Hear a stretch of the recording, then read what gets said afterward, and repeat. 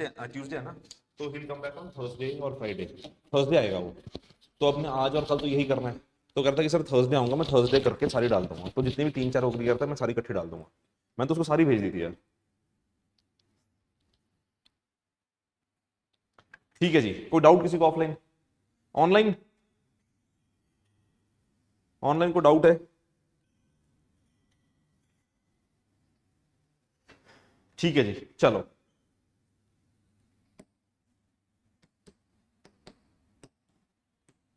तो will be starting with union and state executive. Will be starting with the union and the state executive. ठीक है, union executive और state executive से हम बात करते हैं। So so when we talk about the union and the state executive, तो इसमें हमने देखना है कि यूनियन एग्जीक्यूटिव में कौन कौन फॉल करता है। Who all are the members of the union executive? कौन कौन फॉल करता है यूनियन एग्जीक्यूटिव में? प्रेसिडेंट और prime minister plus his council of ministers and, और कौन आता है? Online offline? Union council, union executive में कौन कौन आता है? वाइस प्रेसिडेंट और कोई आता है कि बस? Attorney general, attorney general. और अगर हम बात करें स्टेट एग्जीक्यूटिव की, तो स्टेट एग्जीक्यूटिव में कौन कौन आता है? स्टेट एग्जीक्यूटिव में आते हैं governor, council of ministers and the advocate general. ठीक है, द एडवोकेट जनरल। तो ये जो है ये आपके आते हैं स्टेट एग्जीक्यूटिव में। So they are the members who fall under the state executive. They are the members who fall under the state executive. ठीक है, तो यूनियन एग्जीक्यूटिव में आते हैं president, vice president, the council of ministers and the attorney general. Where state executive में आते हैं governor, council of minister and the advocate general. ठीक है, तो जब हम बात करते हैं यूनियन एग्जीक्यूटिव की, when we talk about the union executive, so in the case of union executive what we need to understand, तो सबसे पहले हम बात करते हैं प्रेसिडेंट से। ठीक है, हम कंपैरिजन के साथ पढ़ेंगे, जैसे आपको नोट्स दिए ना वैसे ही कंपैरिजन के साथ पढ़ेंगे कि प्रेसिडेंट और गवर्नर, ठीक है, इनके कंपैरिजन में पढ़ेंगे। साथ ही साथ जो है हम उसके बाद फिर वाइस प्रेसिडेंट वगैरह किसी और चीज पे जाएंगे, तो पहले हम प्रेसिडेंट और गवर्नर से ही स्टार्ट करेंगे। So when we talk about the president and the governor, और सबसे पहले हम बात करते हैं प्रेसिडेंट की, that how the president is elected and what is the reason of the kind of powers that are given to the president of India. देखो, तो जब हम प्रेसिडेंट की बात करते हैं, when we talk about the president, so article 52 of the Indian constitution says that there shall be the president of India. Article 52 जो है इंडियन कॉन्स्टिट्यूशन का, वो ये कहता है कि भारत में एक प्रेसिडेंट ऑफ इंडिया होंगे। उसके बाद आर्टिकल 53 ये बात करता है कि in the president of India shall be vested the union executive powers. तो यूनियन एग्जीक्यूटिव पावर्स जो हैं वो किसके पास हैं? प्रेसिडेंट के पास, और they are vested in the name of the president. This is stated by article 53 of the constitution. तो आर्टिकल 53 ऑफ द कॉन्स्टिट्यूशन कहता है that the union executive powers are vested in the name of the president और vested in the president. ठीक है, देखो अब होता क्या है कि जब हम ये बात करते हैं the union executive powers are vested in the president, इसका मतलब क्या होता है? In the name of the president और वेस्टेड इन द प्रेसिडेंट, इसका मतलब क्या होता है कि जितने भी यूनियन एग्जीक्यूटिव पावर्स हैं, जितने भी डिसीजंस यूनियन एग्जीक्यूटिव के लिए जाते हैं, वो सारे के सारे राष्ट्रपति के नाम पे लिए जाते हैं। ठीक है, वो सारे के सारे जो हैं वो राष्ट्रपति के नाम पे लिए जाते हैं। It is the president of India who holds all the powers. It is the president of India who holds all the powers, कि जितनी भी पावर, जैसे काउंसिल ऑफ मिनिस्टर्स हैं, काउंसिल ऑफ मिनिस्टर्स किसके नाम पे डिसीजन लेते हैं? The president. ठीक है, जैसे आईएएस आईपीएस होते हैं, दे are appointed by whom? They are appointed by the president. They are given the power by whom? By the president. So all the union executive powers are vested in the name of the president or vested in the president. So the president can either execute or exercise these powers by himself or can do it by any other individual appointed by the president. या तो president वो खुद कर सकते हैं, या तो president वो किसी भी और आदमी से करवा सकते हैं जिनको राष्ट्रपति ने अपॉइंट किया है। जैसे कि गवर्नर भी हो सकते हैं आपके, ऐसे आईएएस आईपीएस के एग्जांपल, या काउंसिल ऑफ मिनिस्टर्स की एग्जांपल, कोई भी हो सकता है।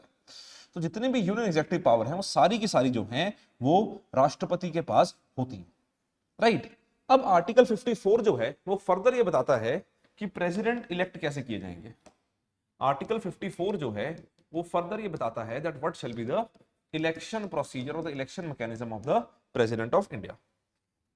तो जब वो इलेक्शन मैकेनिज्म बताता है, तो प्रेसिडेंट ऑफ इंडिया के इलेक्शन मैकेनिज्म में there is an electoral college.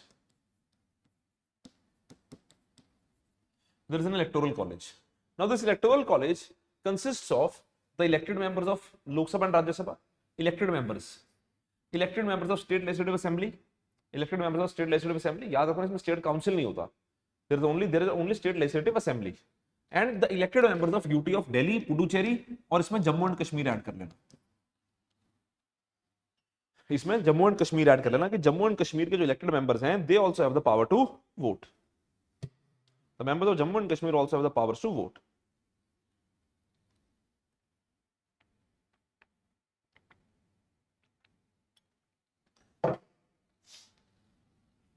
ठीक है जी.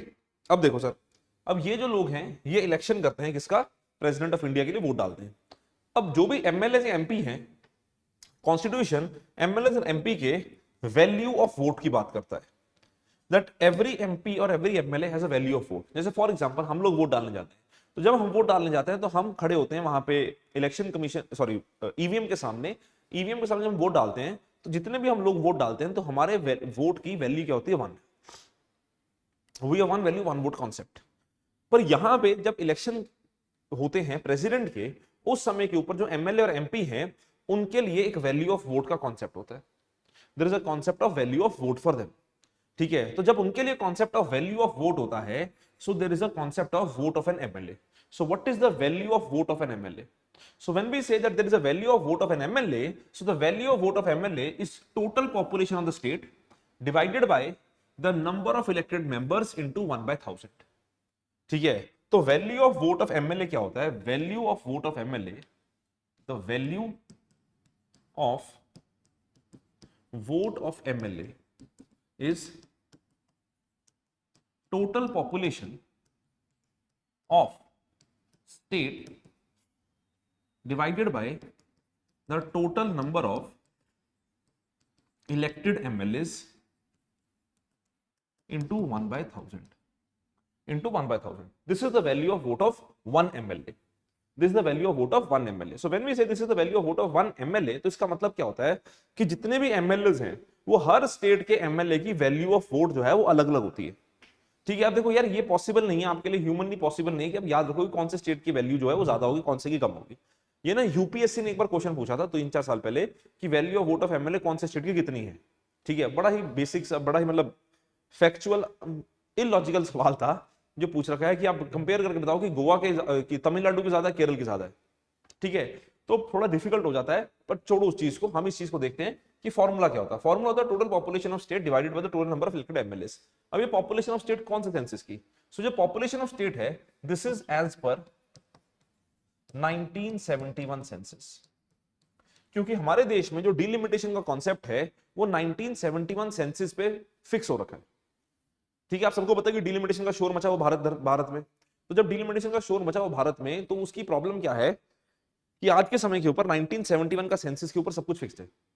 ठीक है, 1971 सेंसस के अकॉर्डिंग जो पॉपुलेशन है उसी बेसिस के ऊपर स्टेट्स को सीट एलोकेट की गई है, उसी बेसिस के ऊपर प्रेसिडेंट के इलेक्शन में वोटिंग होती है, उसी बेसिस के ऊपर टोटल नंबर ऑफ सीट्स है हमारे देश में लोकसभा में और टोटल नंबर ऑफ सीट्स हमारे देश में कहां पे? आपका स्टेट असेंबलीज में. ठीक है, तो स्टेट असेंबलीज में, लोकसभा में, राज्यसभा में जितनी भी सीट्स हैं वो सारी की सारी हैं on the basis of 1971 census. तो पहले जब 1971 सेंसस को फिक्स किया गया था तो 42nd अमेंडमेंट एक्ट 1976 में 1971 सेंसस को फिक्स किया गया था. ये फिक्स किया गया था 25 साल के लिए और ये सोचा था कि 2000-2001 के आसपास डिलिमिटेशन दोबारा की जाएगी. तो जब वाजपेयी साहब प्रधानमंत्री थे सॉरी, उन्होंने इसको फर्दर फिक्स कर दिया 2026 तक.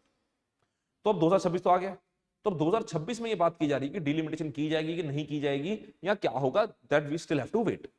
राइट, तो आज तक, अभी तक हमारे देश में 1971 सेंसस का जो नंबर है वो फिक्स्ड है. तो हर एक एमएलए की जो वैल्यू ऑफ वोट होती है वो क्या होती है? It is decided by as this formula. ठीक है, अब होता क्या है कि जब इलेक्शन होते हैं, तो जैसे मैं आपको बता रहा था कि जब इलेक्शन होते हैं तो हम लोग वोट डालने जाते हैं तो हमारे वैल्यू ऑफ वोट 1 होती है. एक डिफरेंस तो हो गया कि इनके वैल्यू ऑफ वोट डिफरेंट होती है. दूसरा इंपॉर्टेंट कंडीशन क्या है कि जब हम वोट डालने जाते हैं तो हमारे सामने ईवीएम होती है. तो ईवीएम में हम देखते हैं कि अलग अलग बटन बने होते हैं. तो आप एक बटन प्रेस करते हो और आपकी वोट जो है डल जाती है. आप ऑप्शन तो नहीं देते, आप ये तो नहीं बोलते कि भैया ए नहीं तो बी सही, बी नहीं तो सी सही. आप तो एक बार प्रेस करते हैं, हम लोग तो एक बार प्रेस करते हैं. पर प्रेसिडेंशियल इलेक्शन जो होते हैं वो होते हैं on the basis of single transferable vote के मैकेनिज्म से. ठीक है, जो प्रेसिडेंशियल इलेक्शन होते हैं they take place on the basis of proportional representation and single transferable vote. They take place on the basis of proportional representation and single transferable vote। अब proportional representation और single transferable vote का मतलब क्या होता है कि आपके पास जब आप वोट डालते हो, आपके पास ऑप्शंस होती हैं कि आप अपनी चॉइसेस दे सकते हो, आप अपने प्रेफरेंसेस डिक्लेयर कर सकते हो। प्रेफरेंसेस डिक्लेयर करने का मतलब क्या होता है कि सपोज करो कि एक एमएलए वोट डाल रहा है, तो जब एक एमएलए वोट डाल रहा है तो वो एमएलए क्या देखेगा, वो एमएलए कहता है कि लेट अस सपोज कि 3 कैंडिडेट है, ए, बी और सी। 3 कैंडिडेट है, ए, बी और सी। तो जब ये 3 कैंडिडेट है तो एक एमएलए ने वोट डाली, तो एमएलए या एमपी किसी ने भी वोट डाली तो वो क्या कहेगा, वो कहेगा कि सर मेरी फर्स्ट प्रेफरेंस फॉर एग्जांपल है ए, कि I want that A should become the president, if not A then B, if not B then C. तो वोट्स काउंट होती हैं कि किसको सबसे ज्यादा फर्स्ट प्रेफरेंस वोट्स मिली हैं। तो जिसको सबसे ज्यादा फर्स्ट प्रेफरेंस वोट्स मिलती हैं वो प्रेसिडेंट बनता है, ठीक है। पर फर्स्ट प्रेफरेंस वोट सबसे ज्यादा मिली है वो कैसे डिसाइड होता है, वो नंबर पे डिसाइड नहीं होता, वो होता है परसेंटेज पे डिसाइड। तो जो भी आदमी राष्ट्रपति बनता है, जो भी आदमी राष्ट्रपति बनता है इस मैकेनिज्म से, उसको चाहिए होती है quota of votes. Now what is that quota of votes? That quota of votes is more than या नॉट लेस देन 50%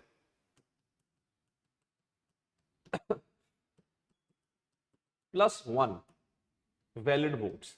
मतलब उसको मिनिमम जो है 50% +1 जो है उसको वोट चाहिए। मतलब क्या है कि अगर फॉर एग्जांपल 10 लोगों ने वोट दिया, 10 लोगों ने वोट दिया, वैल्यू ऑफ वोट 10 है, तो जो आदमी इलेक्शन जीतेगा उसको कम से कम 6 वोट चाहिए, तब जाके वो राष्ट्रपति बन सकता है। इसमें नंबर ऑफ वोट्स नहीं, इसमें परसेंटेज ऑफ वोट्स की कंडीशन होती है, ठीक है। तो प्रेसिडेंट की इलेक्शन जीतने के लिए आपको परसेंटेज ऑफ वोट जो है वो लेना पड़ता है, that it should be more than 50% +1 of the valid votes, right. तो इस तरह से जो है प्रेसिडेंट की इलेक्शन होता है, जब एमएलए वैल्यू ऑफ वोट डालते हैं, अपनी प्रेफरेंसेस देते हैं। उसी तरह value of vote of MP भी होती है। अब value of vote of MP क्या होती है कि total value of votes of all MLAs, कि जितने भी भारत के एमएलए हैं उन सबकी total value of vote divided by the total number of elected MPs, ये total number of elected MPs, कि जितने भी इलेक्टेड एमपीज हैं, मतलब क्या है, इलेक्टेड एमपीज कितने होंगे, 543 + 233, 543 + 233, क्योंकि राज्यसभा में 233 इलेक्टेड है, लोकसभा में 543 इलेक्टेड है, ठीक है। तो total value of votes of all MLAs divided by the total number of elected MPs of Lok Sabha and Rajya Sabha, उसके बेसिस के ऊपर value of vote of 1 MP निकलती है, उसके बेसिस के ऊपर value of vote of 1 MP निकलती है। तो इसमें एक चीज तो आप ध्यान रखना, एक चीज तो आपके सामने क्लियर हो गई, that the value of vote of each MLA varies from state to state, क्योंकि हर स्टेट की पॉपुलेशन डिफरेंट है, हर स्टेट में इलेक्टेड मेंबर्स डिफरेंट है, पहली चीज। दूसरी चीज, the value of vote of MP is greater than the value of vote of MLA, कि the value of vote of MP is greater than the value of vote of MLA, क्योंकि sir MP जो है वो larger constituency को represent कर रहा है। तो असली डेमोक्रेसी में होगा यही कि एमपी का जो रिप्रेजेंटेशन है वो ज्यादा हो compare to an MLA, right. So the value of vote of MP is greater than the value of vote of MLA, right. तो इस बेसिस के ऊपर जो है प्रेसिडेंट के इलेक्शंस होते हैं। हाँ सर, एमपी की सबकी सेम होगी, ऑब्वियस, ये फॉर्मूला है ना एमपी का।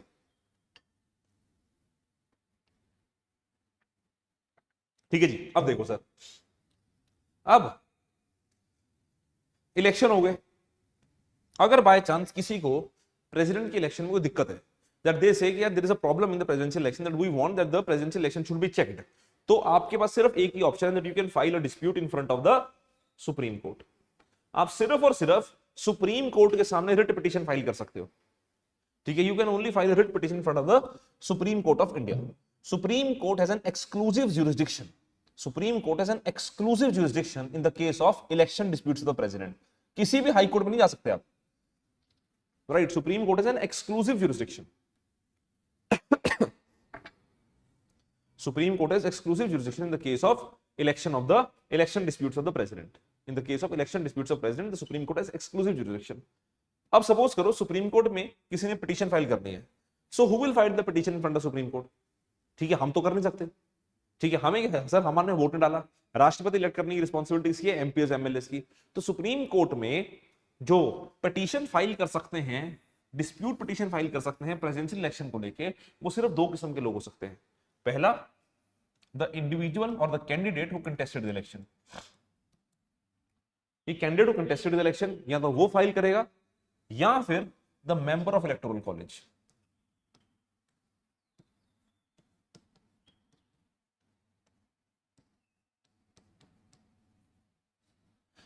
The candidate who has contested the election या फिर the member of electoral college, they can only file the dispute petition.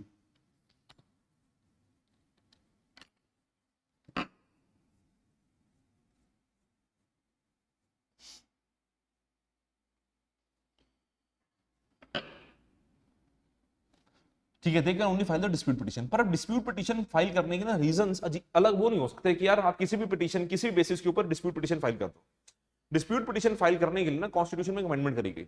उस अमेंडमेंट में कहा गया कि सर अगर by chance, if by any chance there is a vacancy in any house, or the state assembly is dissolved or suspended on the basis of president rule, then that cannot be a ground for filing a dispute petition. कि मतलब क्या है कि suppose करो लोकसभा में 543 seats हैं, अब president की इलेक्शन है। अब प्रेसिडेंट की इलेक्शन पहले करवाओगे कि आप जो 10 सीटें खाली हैं लोकसभा में, सपोज करो कि 543 में से 10 सीटें लोकसभा में वेकेंट हैं, तो आप पहले प्रेसिडेंट की इलेक्शन कराओगे या बोलोगे कि नहीं नहीं सर पहले 10 सीटें भरो फिर इलेक्शन कराएंगे प्रेसिडेंट की? प्रेसिडेंट की इलेक्शन इंपॉर्टेंट है। तो कॉन्स्टिट्यूशन में उन्होंने कमेंटमेंट करके डाल दिया कि सर अगर किसी हाउस में, किसी भी हाउस में, चाहे फिर वो स्टेट लेजिस्लेचर है चाहे फिर वो पार्लियामेंट है, किसी भी हाउस में कोई वैकेंसी है, so that vacancy can not be a ground for disqualification और filing a dispute petition. Secondly, if there is no assembly due to if there is no assembly due to any reason like the president's rule, then that cannot be considered as a ground for filing a dispute petition. ठीक है, that cannot be considered as a ground for filing a dispute petition. ठीक है, तो ये basic चीजें आपने याद रखनी है when it comes to the concept of dispute petition, when it comes to the concept of dispute petition.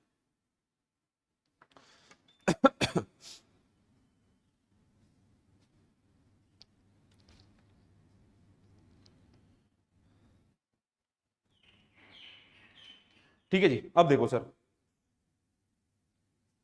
अब देखते हैं कि who can contest the elections. Elections contest कौन कर सकता है? तो व्हाट आर द क्वालिफिकेशंस? पहली क्वालिफिकेशन है the person should be of 35 years of age. एक क्वालिफिकेशन इसमें लिखी नहीं है, that is citizen of India. वो भी आप लिख लेना, इसमें ऐड कर लेना कि सबसे पहली क्वालिफिकेशन है सिटीजन ऑफ इंडिया। सबसे पहली क्वालिफिकेशन होती है citizen of India, that you have to be citizen of India to fight the elections of contest the elections of the president. दूसरी आ गई 35 इयर्स एज ऑफ अबव। तीसरा, qualified to be the member of Lok Sabha, qualified to be the member of Lok Sabha, right. तो you should be qualified to be the member of Lok Sabha, तभी जाके आप president की election contest कर सकते हो। You should be qualified to be the member of Lok Sabha.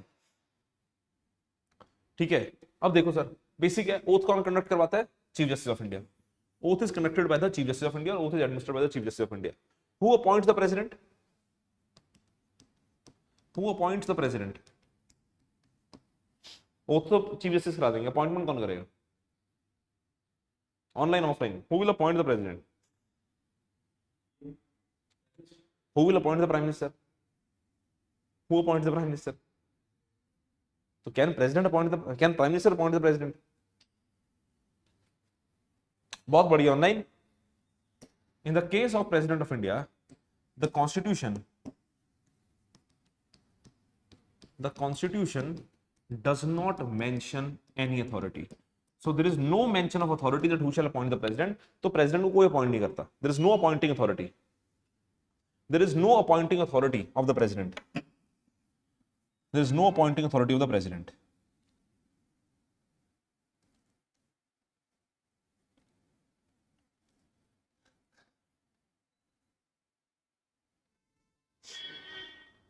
There is no appointing authority of the president. ठीक है जी, there is no appointing authority of the president. अब देखो सर आगे, अब क्या है कि condition of office that he should not B the member of either house. पहली चीज है ही should not B the member of either house, he should not hold office of profit, कि कोई भी ऑफिस ऑफ प्रॉफिट जो है वो hold नहीं करना चाहिए। He should not be holding any office of profit. देखो ऑफिस ऑफ प्रॉफिट की कोई डेफिनेशन नहीं होती, there is no definition of office of profit, there is no definition of office of profit given in the constitution, there is no definition of office of profit given in the constitution. तो there is no ऐसा definition कि office of profit क्या होता है, ठीक है, there is no ऐसा definition कि ऑफिस ऑफ प्रॉफिट क्या होता है, ठीक है, but there should be no office of profit that the individual should hold, there should be no office of profit that an individual should hold. So when we say there is no office of profit that individual should hold, office of profit मतलब क्या होता है, फिर भी आपको थोड़ा सा बता देता हूं कि सुप्रीम कोर्ट ने अलग अलग केसेस में ऑफिस ऑफ प्रॉफिट के बारे में बताया हुआ है, ठीक है। वैसे तो मेंस में आने का चांस है, प्रीलिम्स में आने का इसका कोई चांस नहीं कि ऑफिस ऑफ प्रॉफिट क्या होता है। तो सुप्रीम कोर्ट ने अलग अलग केसेस में बताया हुआ है कि ऑफिस ऑफ प्रॉफिट कैसे हो सकता है। तो कोर्ट ने बोल रखा है कि कोई भी ऑफिस जो सरकार के लिए या सरकार के अधीन या सरकार के बिहाफ पे काम करता है, जिससे आदमी को किसी तरह का पैसा कमाने की अपॉर्चुनिटी हो, जरूरी नहीं है कि पैसा आए, पैसा कमाने का पोटेंशियल भी हो, ठीक है, या फिर उसको डायरेक्टली या इनडायरेक्टली किसी तरह का पेक्यूनरी गेन या मतलब रेम्यूनरेशन मिल रहा है, मतलब पैसा मिल रहा है, that can be considered as office of profit. Personal business नहीं होता उसका ऑफिस ऑफ प्रॉफिट, कि अगर फॉर एग्जांपल मैं एमपी एमएलए हूं और मैं वकील भी हूं तो वो ऑफिस ऑफ प्रॉफिट नहीं है। मेरा कोई बिजनेस है तो वो ऑफिस ऑफ प्रॉफिट नहीं है। मैं फार्मर हूं वो ऑफिस ऑफ प्रॉफिट नहीं है, ठीक है। जैसे अगर कोई एमपी कोई जॉब कर रहा है, एमपी होने के साथ साथ कोई जॉब भी कर रहा है ना, सरकारी private job, that is not an office of profit. Office of profit होता है कि जो कोई एमपी या एमएलए काम करे which basically is the he is functioning under the government, right, he is appointed by the government, he is removed by the government, and the government is giving him some kind of remuneration, or his office has a potential of getting some kind of remuneration, then it is termed as office of profit, ठीक है। तो court कह रहा है कि जरूरी नहीं है कि भैया लिक्विड कैश आ रहा हो, जरूरी नहीं है कि आपके खाते में पैसा आ रहा हो सकता है कि आपके पास पॉसिबिलिटी हो पैसा कमाने की, तब भी उसको ऑफिस ऑफ प्रॉफिट कहेंगे। then also it can be termed as, or it will be termed as office of profit, right। तो ये जो है ये आपका आता है प्रेसिडेंट के ऑफिस की बात। अगर हम अपॉइंट उस पे रिमूवल पे जाने से पहले साथ में ये भी देख लें कि गवर्नर किस तरह से अपॉइंट होते हैं, गवर्नर की अपॉइंटमेंट क्या होती है। सो गवर्नर जो होते हैं he is considered to be the chief executive head of the state. तो जैसे हमने बोला था कि प्रेसिडेंट है यूनियन में, जैसे हमने बोला था कि in the union there is the president of India, कि यूनियन में जैसे प्रेसिडेंट है, स्टेट में वैसे ही गवर्नर है।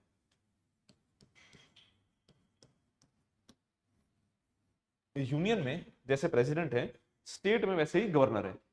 गवर्नर का रोल क्या होता है कि article 153 states that there shall be a governor of every state. Article 153 कहता है कि हर स्टेट का एक गवर्नर होगा। आर्टिकल 154 कहता है कि गवर्नर के पास स्टेट की एग्जीक्यूटिव पावर्स होंगी। जैसे हमने बोला था ना यूनियन में किसके पास होंगी, प्रेसिडेंट के पास।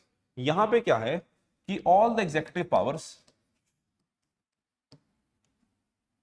of state are vested in the governor. All the executive powers of the state are vested in the governor. तो ये सारी पावर्स किसके पास होंगी, गवर्नर के पास। ये पावर्स होंगी गवर्नर के पास, ठीक है जी। अब देखो सर, अब गवर्नर अपॉइंट कौन करेगा। इंडिया में गवर्नर को अपॉइंट करने की पावर किसके पास है, प्रेसिडेंट के पास।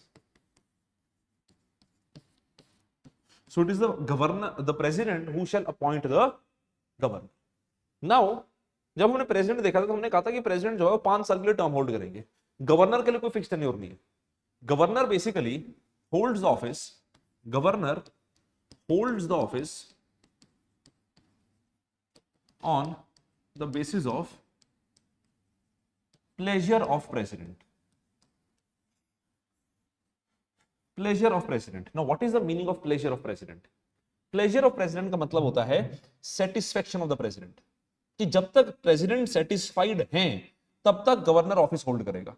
Till the time the president is satisfied, at till that point of time the governor shall hold the office.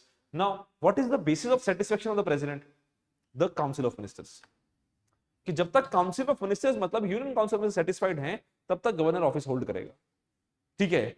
तो प्लेजर ऑफ प्रेसिडेंट जो है वो उसका ऑफिस का कंडीशन होती है। तो गवर्नर इस तरह से जो पावर होल्ड करता है। देखो हमारा कॉन्स्टिट्यूशन ना ये नहीं कहता है कि गवर्नर कितने समय तक ये ऑफिस होल्ड करेगा। पर यह माना जाता है कि एक गवर्नर के ऑफिस का टेन्योर जो है ना वो 5 साल तक हो सकता है, बट हाँ अगर उसको हटाना है, कम करना है, कोई दिक्कत की बात नहीं, there is no such condition, right. 7th amendment act 1956 ने यह भी कह दिया that same person can be appointed as a governor of 2 और मोर स्टेट्स, कि एक आदमी जो है वो एक स्टेट या उससे ज्यादा स्टेट्स का गवर्नर हो सकता है। ठीक है, आप देखते हो कई बार एक आदमी को एक या उससे ज्यादा स्टेट्स का गवर्नर जो है वो अपॉइंट कर दिया जाता है। ठीक है, एक आदमी को एक या उससे ज्यादा स्टेट्स का गवर्नर जो है वो अपॉइंट कर दिया जाता है, there is no such condition कि एक आदमी एक ही स्टेट का गवर्नर होगा। ठीक है, अगर हम गवर्नर के रोल की बात करते हैं, when we talk about the role of the governor, what we need to understand that जो गवर्नर होता है ना, जब हम गवर्नर के रोल की बात करते हैं हमें क्या समझना है कि गवर्नर का रोल वही है स्टेट में जो प्रेसिडेंट का है यूनियन में। ठीक है, गवर्नर का स्टेट में वही रोल है जो प्रेसिडेंट का है यूनियन में। जैसे सुप्रीम कोर्ट ने ना गवर्नर के ऑफिस को एक्सप्लेन करते हुए, गवर्नर के ऑफिस की बात करते हुए सुप्रीम कोर्ट ने ये कहा कि governor is not an employment under the centre. कह रहे आप ये मत देखो कि गवर्नर जो है वो सरकारी नौकरी है। सुप्रीम कोर्ट कहता है कि गवर्नर जो है ना, governor is basically the constitutional head of the state. इस बात को ध्यान रखना that governor is not a government job, it is not अ सरकारी नौकरी। गवर्नर जो है वो कॉन्स्टिट्यूशनल हेड है स्टेट के। सुप्रीम कोर्ट कहते हैं कि जैसे यूनियन में राष्ट्रपति कॉन्स्टिट्यूशनल हेड हैं, वैसे ही गवर्नर कॉन्स्टिट्यूशनल हेड है। इसी वजह से सुप्रीम कोर्ट बार बार ये बोलते हैं कि गवर्नर को इस तरह से फंक्शन करना है कि फेडरल स्ट्रक्चर सही तरीके से काम करे। आज के समय में आप देखते हो कि गवर्नर किस तरह से काम करता है, जिसका भी आपके सामने तमिलनाडु केस की जजमेंट भी आई। मैं लिखाऊंगा जजमेंट भी आपको, मैंने उसमें जगह छोड़ी है थोड़ी सी, वहां पे 2 पॉइंट्स लिखवाने के लिए। जब हम करेंगे powers of the governor, veto powers of the governor देखोगे ना नेक्स्ट पेज पे या अगले पेज पे ना, veto powers of the president and governor का कंपैरिजन है, तो उसके लिए थोड़ी सी जगह छोड़ी हुई है जिसमें मैं आपको लिखवा दूंगा कि यार अभी तो तमिलनाडु केस में सुप्रीम कोर्ट ने क्या कहा। Right, governor of Punjab and Chandigarh same. देखो चंडीगढ़ के तो गवर्नर ही हो ना, चंडीगढ़ तो यूटी है ना यार, चंडीगढ़ के तो एडमिनिस्ट्रेटर होते हैं, चंडीगढ़ इज अ यूटी। हाँ, कॉन्स्टिट्यूशन में ये जरूर लिखा हुआ है कि the governor of Punjab shall be an administrator और shall be an administrator of Chandigarh. ठीक है, तो is an administrator of Chandigarh and governor of Punjab, is not the governor of Chandigarh, क्योंकि गवर्नर नहीं होता चंडीगढ़ में, यूटीज में गवर्नर नहीं होते। यूटीज में या तो लेफ्टिनेंट गवर्नर होते हैं या तो एडमिनिस्ट्रेटर होते हैं। लेफ्टिनेंट गवर्नर और एडमिनिस्ट्रेटर ऑलमोस्ट सेम तरह के रोल हैं, नोमेनक्लेचर का फर्क है। जहां जहां पे आपके अभी आज भारत देश में लेजिस्लेटिव असेंबलीज हैं, वहां वहां पे हमने terminology of lieutenant governor use किया हुआ है, और जहां पे नहीं है वहां पे हम टर्मिनोलॉजी ऑफ एडमिनिस्ट्रेटर यूज करते हैं। ठीक है, जैसे चंडीगढ़ है एडमिनिस्ट्रेटर है, लद्दाख है एडमिनिस्ट्रेटर है। ठीक है, दिल्ली है, पुडुचेरी है, आपका जम्मू एंड कश्मीर है, वहां हम terminology of lieutenant governor use करते हैं। तो नोमेनक्लेचर का फर्क हमने रखा हुआ है क्योंकि रोल का डिफरेंस हो जाता है लेजिस्लेटिव असेंबली के हिसाब से। ठीक है ना, एडमिनिस्ट्रेटर, हाँ बिल्कुल सही कह रहे हो, एडमिनिस्ट्रेटर है, लेफ्टिनेंट गवर्नर नहीं है। ठीक है, देखो हाँ, तो प्रेसिडेंट सुप्रीम कोर्ट ने बोला कि गवर्नर का रोल इतना इंपॉर्टेंट है क्योंकि स्टेट की फंक्शनिंग जो है ना वो गवर्नर के रोल के ऊपर डिपेंड करती है। तो अगर आपको बताऊं मैं कि जब कॉन्स्टिट्यूएंट असेंबली में चर्चा हो रही थी तो कॉन्स्टिट्यूएंट असेंबली में इसी बेसिस पर चर्चा हो रही थी कि गवर्नर का रोल कैसा होगा। तो ना आपको याद होगा कि अगर गवर्नर को ज्यादा पावर दे दी जाए तो हो सकता है कि गवर्नर जो है वो सरकार के काम में इंटरफेयर करे। आपको याद है हमने ना डायरकी की बात की थी जब हम हिस्टोरिकल बैकग्राउंड कर रहे थे, कौन से एक्ट में आया था डायरकी? 1919। पहली बार डायरकी का जो कॉन्सेप्ट है 1919 में आया था प्रोविंसेस में। ठीक है, क्या कहता था डायरकी?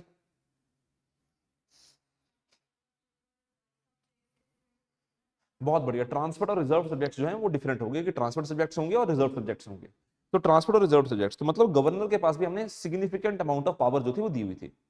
ठीक है, सिग्निफिकेंट अमाउंट ऑफ पावर जो है वो गवर्नर को भी दी हुई थी। तो जब हम ये बात करते हैं कि significant amount of power governor को भी दी हुई थी तो उससे हुआ क्या, डायरकी फेल हो गई। तो जब हमारे कॉन्स्टिट्यूएंट असेंबली में चर्चा हो रही थी ना तो ये पॉइंट उठ के आया कि गवर्नर को कितनी पावर दी जानी चाहिए, whether the governor should be elected और he should be appointed by the president without any elections. तो ये डिसाइड किया गया कि यार अपॉइंटेड गवर्नर ही ठीक है, इलेक्शन की जरूरत नहीं है। क्यों? क्योंकि एक तरफ सीएम होंगे या काउंसिल ऑफ मिनिस्टर्स होंगे जिनको आप इलेक्शन के थ्रू लाओगे, और एक तरफ आपके क्या होगा, गवर्नर, जिसको आप इलेक्शन के थ्रू लाओगे। तो दोनों में कॉन्ट्रडिक्शन हो सकती है, दोनों लड़ते रहे, क्या फायदा ऐसी सरकार का, है ना, क्या फायदा इस सरकार का। तो इससे अच्छा है कि आप एक आदमी को रिप्रेजेंटेटिव मॉडल पे रखो और एक आदमी को अपॉइंटेड मॉडल पे रखो, क्योंकि ये देखा गया कि जब भी गवर्नर को ज्यादा पावर दी जाएगी तो सरकार काम नहीं कर सकती। तो 1919 की ली हुई सीख के बेसिस के ऊपर हमने ये डिसाइड किया कि गवर्नर को पावर जो है थोड़ी कम दी जानी चाहिए, ज्यादा पावर नहीं दी जानी चाहिए। फिर भी हमने गवर्नर को कुछ पावर्स दी, डिस्क्रिशनरी पावर्स दी, वो भी हमने लिखी है, उसकी भी हम चर्चा करेंगे कि डिस्क्रिशनरी पावर्स क्या होती हैं, गवर्नर को किस तरह से डिस्क्रिशनरी पावर्स दी गई। ठीक है, पर सबसे बड़ी चीज मुद्दा क्या है, सबसे बड़ी प्रॉब्लम क्या है, दो चीजें हैं प्रॉब्लम्स गवर्नर के रोल को लेके। पहला सबसे बड़ा प्रॉब्लम है गवर्नर के रोल को लेके इंडिया में कि अपॉइंटमेंट की कंडीशंस क्लियर नहीं है। ठीक है, कि गवर्नर कौन बनेगा, तो गवर्नर कौन बनेगा ये कॉन्स्टिट्यूशन में नहीं दिया हुआ। प्रेसिडेंट को पावर दे दी कि प्रेसिडेंट अपॉइंट करेंगे, काउंसिल मिनिस्टर कहने पे करेंगे। तो काउंसिल ऑफ मिनिस्टर्स यूनियन में क्या करते हैं कि उनके अपनी पार्टी के नेता जो बहुत सीनियर हो चुके होते हैं या जिनको साइडलाइन करना होता है या जिनको खुश रखना होता है, उनको गवर्नर लगा देते हैं। तो रादर होता क्या है कि गवर्नर जो है ना वो पॉलिटिकल इंटरफेरेंस का माध्यम बन जाते हैं, खासकर ऑपोजिशन रूल स्टेट्स में। तमिलनाडु के एग्जांपल आप, और हालांकि तमिलनाडु में जो गवर्नर हैं वो आईपीएस ऑफिसर थे, very close to the union government, Ravi साहब, he was an IPS officer. ठीक है, but he was sent to Tamil Nadu with the intention, and we all know the intention. ऐसा पहली बार भारत नहीं देख रहा है, ऐसा नहीं है कि मोदी जी की सरकार में ही हो रहा है, हर सरकार में होता था। ठीक है, every government tries to use the office of governor for their own benefit and to negate the opposition rule states. अगर तो उनकी सेम सरकार है फिर तो आप देखोगे कि इतना प्यार है गवर्नर और सीएम में कि ये तो वही होता है रिश्ता क्या कहलाता है। ठीक है ना, पर अगर सर ऑपोजिशन स्टेट्स हैं तो फिर तो काम ही नहीं करने देते। एक तो कंडीशन जो प्रॉब्लम है हमारे देश में गवर्नर को लेकर वो है अपॉइंटमेंट का मैकेनिज्म। सुप्रीम कोर्ट कई बार इस चीज के ऊपर सवाल उठा चुका है कि इसके लिए कोई क्लियर कट मैकेनिज्म होना चाहिए। दूसरा प्रॉब्लम है रिमूवल को लेकर कि रिमूवल कैसे होता है, प्रेसिडेंट कभी भी रिमूव कर सकता है। हो सकता है एक आदमी एक दिन के लिए गवर्नर बने, हो सकता है एक साल के लिए, हो सकता है कि एक ही एरिया का गवर्नर 10 साल के लिए रहे, प्रेसिडेंट की मर्जी। जैसे पंजाब के गवर्नर हुआ करते थे शिवराज पाटिल हुआ करते थे, वो भारत के होम मिनिस्टर भी रहे थे एक समय के ऊपर। ठीक है, जब 26/11 का इंसिडेंट हुआ था भारत में तो शिवराज पाटिल होम मिनिस्टर थे इंडिया के। ठीक है, एंड आफ्टर 26/11 तो उस टाइम पे होम मिनिस्टर थे शिवराज पाटिल और I suppose the NSA was M K Narayanan. So after 26/11 both of them resigned. ठीक है, उन्होंने रिजाइन कर दिया, शिवराज पाटिल ने भी रिजाइन कर दिया, and Shivraj Patil was appointed afterwards, after a couple of months he was appointed as the governor and administrator of Punjab and Chandigarh respectively. और वो इस पोजीशन को ऑलमोस्ट उन्होंने 10 साल होल्ड किया। ठीक है, कि आप हिसाब लगाओ कि यूनियन में सरकार बदल गई थी, mister Modi came to the power, Manmohan Singh ji हार गए, मोदी सरकार पावर में आ गई। तो जब मोदी सरकार पावर में आई तो उसके बाद भी कुछ साल कंटिन्यू करते गए। तो जिस तरह के उनके आपके अच्छे रिलेशनशिप बन जाते हैं तो कंटिन्यू कर सकते हैं। तो प्रॉब्लम यही है कि 5 साल भी नहीं, हमें पता नहीं कि 5 साल काटेंगे, हो सकता है एक दिन काटे, हो सकता है एक साल काटे, हो सकता है 6 महीने काटे, हो सकता है 10 साल चलता रहे। तो ये दो मुद्दे जो है ना सबसे बड़े मुद्दे हैं गवर्नर के रोल को लेके, अपॉइंटमेंट और रिमूवल की लैक ऑफ क्लैरिटी, जिसकी वजह से जो गवर्नर होता है ना वो यूनियन गवर्नमेंट की या प्रेसिडेंट के डिस्पोजल पे होता है कि जो सरकार कहेगी वो कर देगा। क्यों? क्योंकि उसको अपनी पोजीशन सेव करके रखनी है। ठीक है, तो ये दो सबसे बड़ी प्रॉब्लम्स हैं जो गवर्नर के रोल को लेके भारत में फेस करने को मिलती हैं, और इनके ऊपर सुप्रीम कोर्ट कई बार सवाल उठा चुका है, कई बार बोल भी चुका है कि there should be a proper clarity in that. ठीक है, there should be a proper clarity in that, right. अब देखो आगे, अब गवर्नर के लिए भी क्वालिफिकेशन सेम होती है sir, citizen of India, completed the age of 35 years.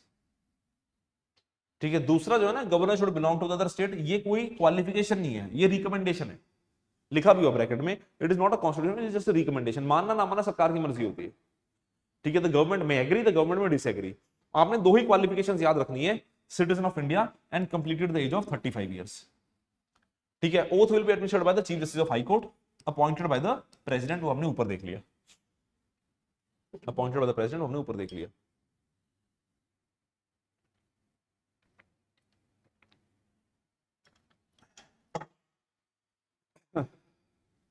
ठीक है, condition of office, no member of the house, no office of profit, ये जो दो कंडीशन है ये तो हमने पहले पढ़ी है, अगर आपको याद होगा ये दो कंडीशन यहां लिखी हुई है, अगर आपको याद हो तो ये मैंने आपको पढ़ाई थी आर्टिकल 14 में। आर्टिकल 14 में मैंने आपको एक्सेप्शन पढ़ाया था, तो आर्टिकल 14 के एक्सेप्शन मैंने आपको ये चीजें पढ़ाई थी, ये आर्टिकल 14 में लिखी नहीं हुई है पर हमने एक्सेप्शंस की तरह पढ़ी थी, ये बात को ध्यान रखना, नॉट मेंशन आर्टिकल 14, पर हमने एक्सेप्शन के तौर पे इसको पढ़ा था। ठीक है, अब देखो sir, the emoluments and allowances of the governor of the state shall not be diminished during his term of office, कि उसके जो पैसे हैं वो कम नहीं किए जा सकते। अगर आपको याद होगा तो हमने बात करी थी शेड्यूल 2, उसमें मेंशन था ना गवर्नर, ठीक है, that his salaries his allowances are charge on the consolidated fund, क्योंकि जब एक आदमी गवर्नर बन गया तो उसके पैसे कम नहीं किए जा सकते कि हमारे हिसाब से काम करो। ठीक है, तो इस वजह से गवर्नर को इज्जत दी जाती है। उसके बाद देखो, अब हम बात करते हैं ऑफिस से हटने की, इंपीचमेंट पे आते हैं, पर पहले गवर्नर देख लेते हैं क्योंकि वो हमने बात कर ही ली है।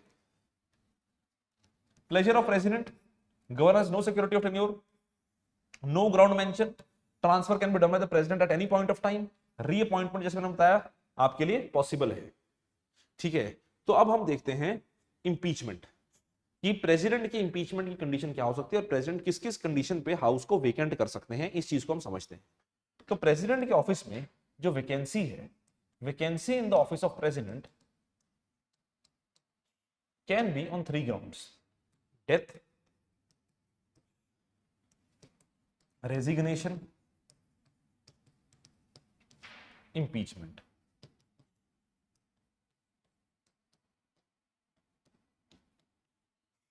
The vacancy in the office of president can be on 3 grounds: death, resignation and impeachment. लिखा हुआ इसमें, लिखा हुआ इसमें, अच्छा डेथ नहीं लिखा हुआ, ठीक है आप लिख लेना resignation and impeachment. So death का तो बारे में क्या ही बताऊंगा, ठीक है। Resignation that he shall resign writing to the vice president, he shall resign writing to the vice president and the vice president will inform the Rajya Sabha and the speaker Lok Sabha and speaker Lok Sabha shall inform further the Lok Sabha ki vice president जो है resign कर गए। He can resign on any ground, it can be any ground, there is no ground mentioned कि किस पे basis के ऊपर vice president जो है resign, president जो है सॉरी resign करेंगे, उनकी मर्जी है, किसी भी ग्राउंड पे, मेडिकल कंडीशन किसी भी ग्राउंड पे वो रिजाइन कर सकते हैं, कोई ऐसा कंडीशन स्पेसिफाइड नहीं है। अब आता है इंपीचमेंट। अब there is a process of impeachment. So when we talk about the process of impeachment, so what is the process of impeachment, कि प्रेसिडेंट जो है उनको किस ग्राउंड के ऊपर इंपीच किया जा सकता है। सो कॉन्स्टिट्यूशन इंपीचमेंट के लिए ग्राउंड मेंशन करता है that the president shall be impeached on the ground of violation of the constitution.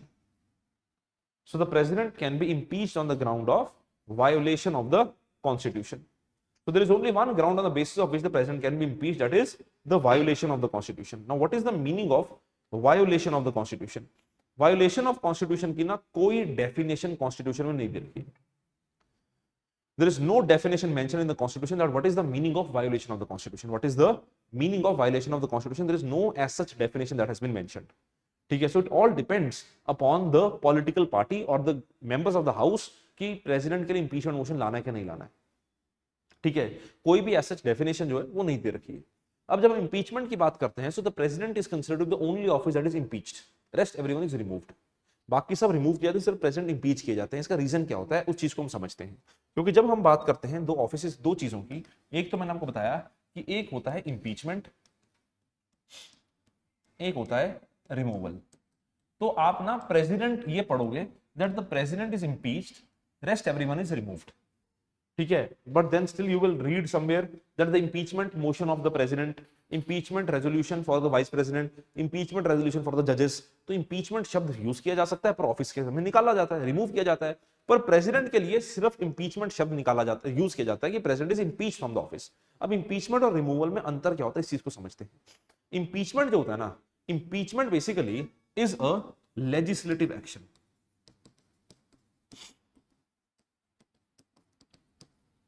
Impeachment is a legislative action.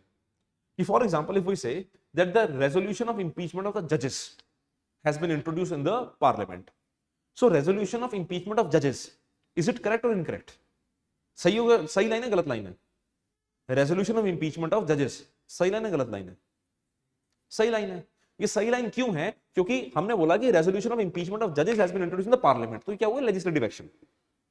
ठीक है, चाहे कोई भी ऑफिस हो, तो जब तक उसके रिमूवल की कंडीशन हाउस के अंदर या हाउसेस के अंदर डिस्कस हो रही है, पार्लियामेंट के अंदर डिस्कस हो रही है, तो उसके साथ इंपीचमेंट शब्द जुड़ सकता है। ठीक है, जैसे प्रेसिडेंट है तो हम प्रेसिडेंट के लिए कहते हैं that the president shall be impeached. तो प्रेसिडेंट को हम क्यों कहते हैं कि प्रेसिडेंट शैल बी इंपीच्ड, कि इंपीचमेंट मोशन इंट्रोड्यूस हुआ, तो जैसे ही इंपीचमेंट मोशन इंट्रोड्यूस हुआ, एक हाउस से पास हुआ, दूसरे हाउस से पास हुआ, अब कहां जाएगा कि प्रेसिडेंट फाइनली, प्रेसिडेंट को कौन कहेगा प्रेसिडेंट को कि सर आपको निकाल दिया गया? कौन ऐसा आदमी है, कौन ऐसा इंस्टीट्यूशन है इंडिया में जिसके पास इतनी पावर होगी कि प्रेसिडेंट को बोलेगी sir you are remove from the office? Chief justice कह सकते हैं, क्योंकि चीफ जस्टिस को तो खुद प्रेसिडेंट ने अपॉइंट किया है। काउंसिल मिनिस्टर कह सकते हैं, उनको तो खुद प्रेसिडेंट ने अपॉइंट किया है। वाइस प्रेसिडेंट प्रेसिडेंट के नीचे होते हैं, तो प्रेसिडेंट को कौन कहेगा? तो प्रेसिडेंट को कहने के लिए कोई ऑफिस ही नहीं है। सो president of India is the only office in India who demits the office or leaves the office merely on the basis of a legislative action. इस वजह से हम कहते हैं that the president is impeached. क्योंकि बाकी जितने ऑफिस होते हैं, चाहे वाइस प्रेसिडेंट हो, चाहे जजेस हो, या कैग हो, या इलेक्शन कमिश्नर ऑफ इंडिया हो, chief election commissioner of India हो, सॉरी, उनके लिए क्या होता है कि अगर मोशन यहां से पास हुई, दोनों हाउसेस से पास हुई, वहां से निकल के वो जाएगी प्रेसिडेंट के पास. जब प्रेसिडेंट साइन कर देंगे, जब प्रेसिडेंट हस्ताक्षर कर देंगे, उस समय के बाद उनको ऑफिस से निकाला जाएगा. तो जब एक लेजिस्लेटिव एक्शन पूरा होने के बाद एग्जीक्यूटिव इन्वॉल्वमेंट हो जाती है, तब जाके उसको हम प्रोसेस ऑफ रिमूवल बोलते हैं. क्योंकि प्रेसिडेंट इज डेमिटेड और demitting the office merely on the basis of legislative action, इस वजह से हम बोलते हैं दैट द प्रेसिडेंट स्टैंड्स इंपीच्ड.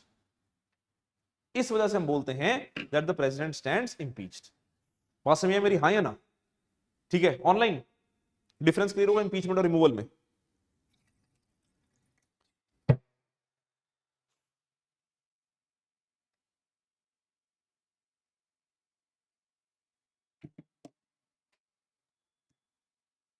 ठीक है जी.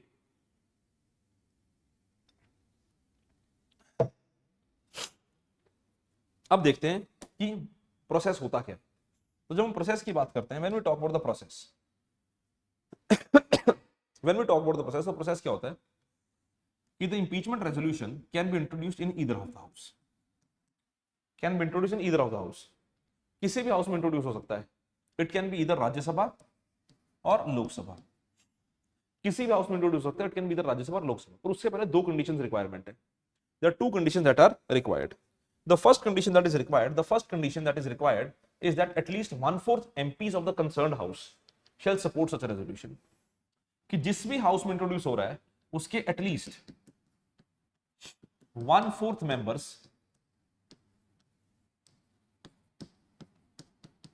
shall support such a resolution. पहली चीज तो ये होगी. दूसरी चीज होती है कि 14 days प्रायर नोटिस. आपको 14 दिन प्रायर नोटिस जो है वो प्रेसिडेंट को देना पड़ेगा कि सर हम ये इसको इंट्रोड्यूस करने वाले. ठीक है, अब फर्स्ट हाउस में इंट्रोड्यूस होगा. फर्स्ट हाउस में डिस्कस किया जाएगा कि वायलेशन ऑफ कॉन्स्टिट्यूशन के चार्जेस क्या हैं.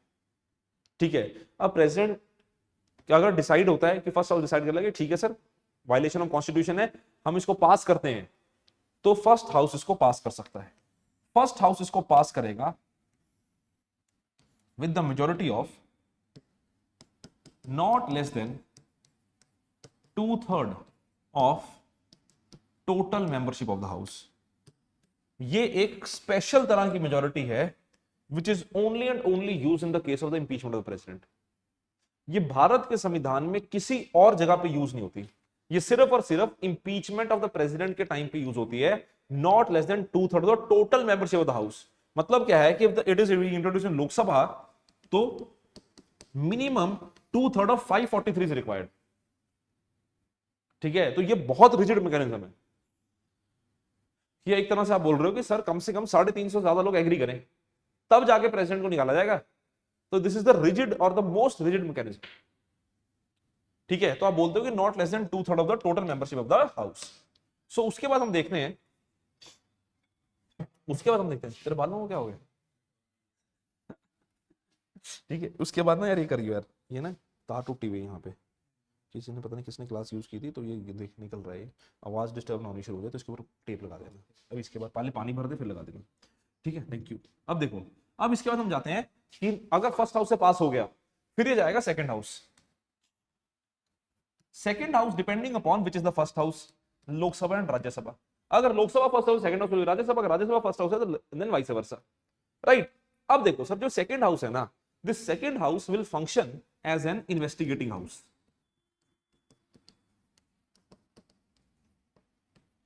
This second house will function as an investigating house. Thank you. ये ले आइयो है. The second house shall function as an investigating house. Now, what is the meaning of investigating house? The second house will investigate that whether the charges levied by the first house are accurate or not. कि जो first house है जिसने violation of the constitution के charges हैं वो सही है कि गलत है।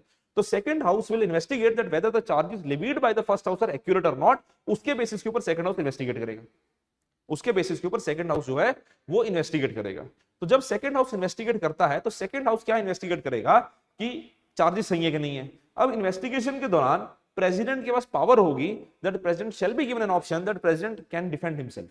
बताएगा ना कि सर मैंने नहीं किया, मेरे से करवाया गया, ठीक है। So he can defend himself और via an attorney of his own choice, वकील भी ला सकता है वो, ठीक है। उसके बाद अगर सेकंड हाउस भी कहता है कि नहीं सर बिल्कुल वायलेशन हुई है, तो इसी सेम मेजॉरिटी के साथ अगर सेकंड हाउस भी पास कर देता है then the president stands impeached, बात खत्म, यहीं से प्रेसिडेंट घर चले जाएंगे, ठीक है। तो लेजिस्लेटिव एक्शन के बेसिस के ऊपर प्रेसिडेंट को निकाल दिया गया, इसलिए हम कहते हैं इंपीचमेंट ऑफ प्रेसिडेंट। बात समझ आई मेरी, हाँ या ना? ऑनलाइन बच गए प्रेसिडेंट? ना ना ना कुछ नहीं, अगर एक भी हाउस से पास नहीं हुआ कि फॉर एग्जांपल पहले हाउस में ही फेल हो गया ना, बच के प्रेसिडेंट, ठीक है। तो इस तरह से प्रेसिडेंट के ऑफिस को रिमूव किया जा सकता है। अब इंपीच करते हैं। अब प्रेसिडेंट के इस इंपीचमेंट में मोशन में वोट कौन डालता है? Elected and nominated members of Lok Sabha and Rajya Sabha, सिर्फ एमपीज वोट डालते हैं, कोई एमएलए वगैरह कोई वोट नहीं डालता, ठीक है। कोई एमएलए वगैरह कोई वोट नहीं डालता, सिर्फ एमपीज वोट डालते हैं, ओनली एमपीज वोट, ठीक है। अब देखो सर, अब for example there is a vacancy, अब वैकेंसी आ गई ऑफिस ऑफ प्रेसिडेंट पे। Now there is vacancy in the office of president, अगर वैकेंसी आ गई ऑफिस ऑफ प्रेसिडेंट में, if there is vacancy in the office of president then who shall be the president? Vice president will become the president full term। हाँ जी, देखो अगर vice president का president के office में sorry vacancy आ गई कि प्रेसिडेंट का ऑफिस है 5 साल का, 5 साल का ऑफिस है प्रेसिडेंट का। अब सपोज करो यहां पे प्रेसिडेंट के ऑफिस में वैकेंसी आ गई, तो जब यहां पे प्रेसिडेंट के ऑफिस में वैकेंसी आ गई तो प्रेसिडेंट के ऑफिस को क्या होगा कि 6 महीने के लिए vice president shall be the officiating president for 6 months। ये जो 6 महीने हैं, इसी 6 महीने में फ्रेश इलेक्शंस कंडक्ट करवाने पड़ेंगे, तो सिर्फ 6 महीने का जो है वो टाइम दिया जाता है, तो सिर्फ 6 महीने का जो है वो टाइम दिया जाता है। तो 6 महीने के लिए जो वाइस प्रेसिडेंट है he shall act as the officiating president, ठीक है। 6 महीने के लिए he shall act as the officiating president. Now what if the vice president is also not there, जैसे भारत में हुआ ना एक बार कि वाइस प्रेसिडेंट भी नहीं थे, office of president was also vacant, office of vice president also was also vacant, then chief justice of India shall officiate as the president, ठीक है। Chief justice of India shall officiate as the president. अब होगा क्या कि whether it is the chief justice who is officiating और the vice president who is officiating as the president, वो उतने समय के लिए they will take the oath, वो शपथ ग्रहण करेंगे, उनको सारे पर्क्स, सारा दर्जा, सारा इंसेंटिव वही मिलेगा जो प्रेसिडेंट को मिलता है, ठीक है। पर वो रहेंगे ऑफिशिएटिंग प्रेसिडेंट, वो रहेंगे ऑफिशिएटिंग प्रेसिडेंट, पर सारा दर्जा वही मिलेगा जो प्रेसिडेंट को मिलता है, ठीक है। पर 6 महीने के लिए, और 6 महीने के बाद नए प्रेसिडेंट आ जाएंगे, और जब नए प्रेसिडेंट आएंगे वो फुल 5 साल एंजॉय करेंगे, रिमेनिंग टर्म फुल 5 साल, थैंक यू, वो फुल 5 साल एंजॉय करेंगे, क्योंकि वो तो पूरे इलेक्शन मैकेनिज्म से आ रहे हैं, ठीक है ना। अगर पिछला रिजाइन कर गया या पिछला के लिए वजह से ऑफिस वेकेंट हो गया या वो मर गया या उसको रिमूव इंपीच कर दिया गया तो उसकी क्या गलती है? तो जो नए प्रेसिडेंट आएंगे वो पूरे 5 साल के लिए ऑफिस एंजॉय करेंगे, ठीक है जी।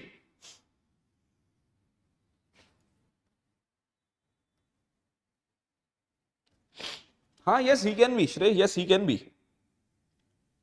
he can be appointed officiating, बिल्कुल ऑफिशिएटिंग, उसका ऐसा को टाइम पीरियड नहीं है, देयर इज नो ऐसा टाइम पीरियड,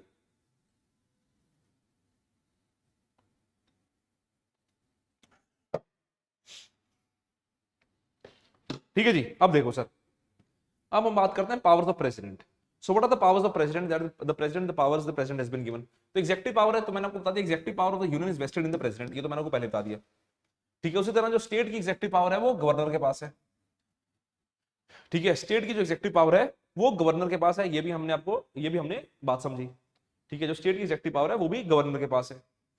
अब अगर लेजिस्लेटिव पावर की बात करें तो लेजिस्लेटिव पावर जो है बिल्कुल बेसिक सी लेजिस्लेटिव पावर होती है कि समन, प्रोरोग, डिसॉल्व द हाउस। ठीक है, हाउस को समन करेंगे, प्रोरोग करेंगे या डिसॉल्व करेंगे लोकसभा को। Appoint the speaker and deputy speaker when office is vacant, nominates 12% to Rajya Sabha, decide disqualification of the members with the election commission और इशू ऑर्डिनेंस। ठीक है, ऑर्डिनेंस इशू कर सकते हैं, वो कैसे कर सकते हैं वो मैटर हम पूरा डिस्कस करेंगे। ठीक है, जितनी भी चीजें ना ये सारा मैं बताऊंगा। देखो नॉमिनेट मेंबर्स और राज्यसभा मैंने बताया होगा आपको, डिस्क्वालिफिकेशन किस तरह करेंगे वो मैं आपको बताऊंगा जब हम पार्लियामेंट करेंगे, उसको डिस्कस करेंगे डिटेल में, टेंशन नहीं लेनी है। Appoint speaker and deputy speaker कैसे करते हैं वो मैं आपको बताऊंगा। तो जितनी भी लेजिस्लेटिव रिस्पॉन्सिबिलिटी है ना ये सारी मैं आपको समझाऊंगा। ठीक है, परसों की क्लास में सारी हम समझेंगे, क्योंकि परसों हम यहाँ इस टॉपिक पर पहुंचेंगे, तो परसों में सारा समझाऊंगा जब हम पार्लियामेंट करेंगे। ठीक है, अभी just for the sake of your reference ये बताया गया है कि प्रेसिडेंट की लेजिस्लेटिव रिस्पॉन्सिबिलिटीज होती हैं। उसी तरह फाइनेंशियल रिस्पॉन्सिबिलिटीज प्रेसिडेंट की होती हैं कि मनी बिल प्रायर रिकमेंडेशन, ये भी मैं आपको बताऊंगा कि मनी बिल का प्रायर रिकमेंडेशन क्या होता है और किस तरह दिया जाता है। यूनियन बजट, ये भी मैं आपको बताऊंगा कि कैसे होता है कैसे नहीं किया जाता। और साथ ही साथ इसको भी हम डिस्कस करेंगे सेंटर स्टेट रिलेशन में कि फाइनेंस कमीशन को लेकर प्रेसिडेंट की क्या पावर्स है। ठीक है, तो ये दोनों जो पॉइंट्स हैं लेजिस्लेटिव और फाइनेंशियल, ये सिर्फ यहां पे for the sake of reference दिए गए, इनको डिटेल में डिस्कस बाद में किया जाएगा। राइट, इनको डिटेल में हम डिस्कस करेंगे। अगर हम बात करें इस चीज की, अब ये है इंपॉर्टेंट, ये जुडिशियल पावर जो है ग्रांट ऑफ पार्डन, ये भी मैं आपको अलग से समझाऊंगा, अभी समझाऊंगा 5-10 मिनट बाद। सबसे पहले हम बात करते हैं वीटो पावर्स की। तो जब हम वीटो पावर्स की बात करते हैं तो प्रेसिडेंट ऑफ इंडिया के पास 3 तरह की वीटो पावर्स होती हैं। The president of India just 3 types of veto powers. First absolute veto, first is absolute veto, second is suspensive veto, third is pocket veto. तो प्रेसिडेंट ऑफ इंडिया जो है उनकी 3 तरह की वीटो पावर्स होती हैं, absolute veto, suspensive veto and pocket veto. Absolute veto क्या होता है? दैट विदहोल्ड हिज एसेंट, कि प्रेसिडेंट जो है वो अपना एसेंट विदहोल्ड कर लेते हैं, रिजेक्ट कर देते हैं बिल। ठीक है, वो बिल रिजेक्ट कर देते हैं। अब ना प्रेसिडेंट ये अपनी मर्जी से नहीं करते। वीटो पावर जो होती है ना ये एब्सोल्यूट वीटो वाली प्रेसिडेंट अपनी मर्जी से नहीं होती। अब इसके लिए कंडीशन होती है, या तो काउंसिल ऑफ मिनिस्टर या कैबिनेट प्रेसिडेंट को कहे कि काउंसिल मिनिस्टर कहेंगे सर आप रिजेक्ट कर दो, या फिर प्राइवेट मेंबर बिल हो वो भी काउंसिल ऑफ मिनिस्टर ही कहेंगे, या फिर अगर कैबिनेट ने रिजाइन कर दिया तब प्रेसिडेंट वेट करते हैं कि क्या किया जाए। अगली सरकार आती है और प्रेसिडेंट कहती है सर रिजेक्ट कर दो, प्रेसिडेंट रिजेक्ट करते हैं। एब्सोल्यूट वीटो ना प्रेसिडेंट अपनी मर्जी से यूज नहीं करते। तो ये वीटो पावर जो होती है ना एब्सोल्यूट वीटो, ये एब्सोल्यूट वीटो भी प्रेसिडेंट की डिस्क्रिशन नहीं है। ये एब्सोल्यूट वीटो भी प्रेसिडेंट कहने पे यूज करते हैं कि अगर उनको कहा जाए तो प्रेसिडेंट एब्सोल्यूट वीटो यूज करते हैं, नहीं तो प्रेसिडेंट एब्सोल्यूट वीटो यूज नहीं करते। Right, otherwise the president does not use absolute veto. ठीक है, otherwise the president does not use absolute veto. ये एब्सोल्यूट वीटो भी प्रेसिडेंट को कहा जाए तो ही प्रेसिडेंट इसको यूज करते हैं।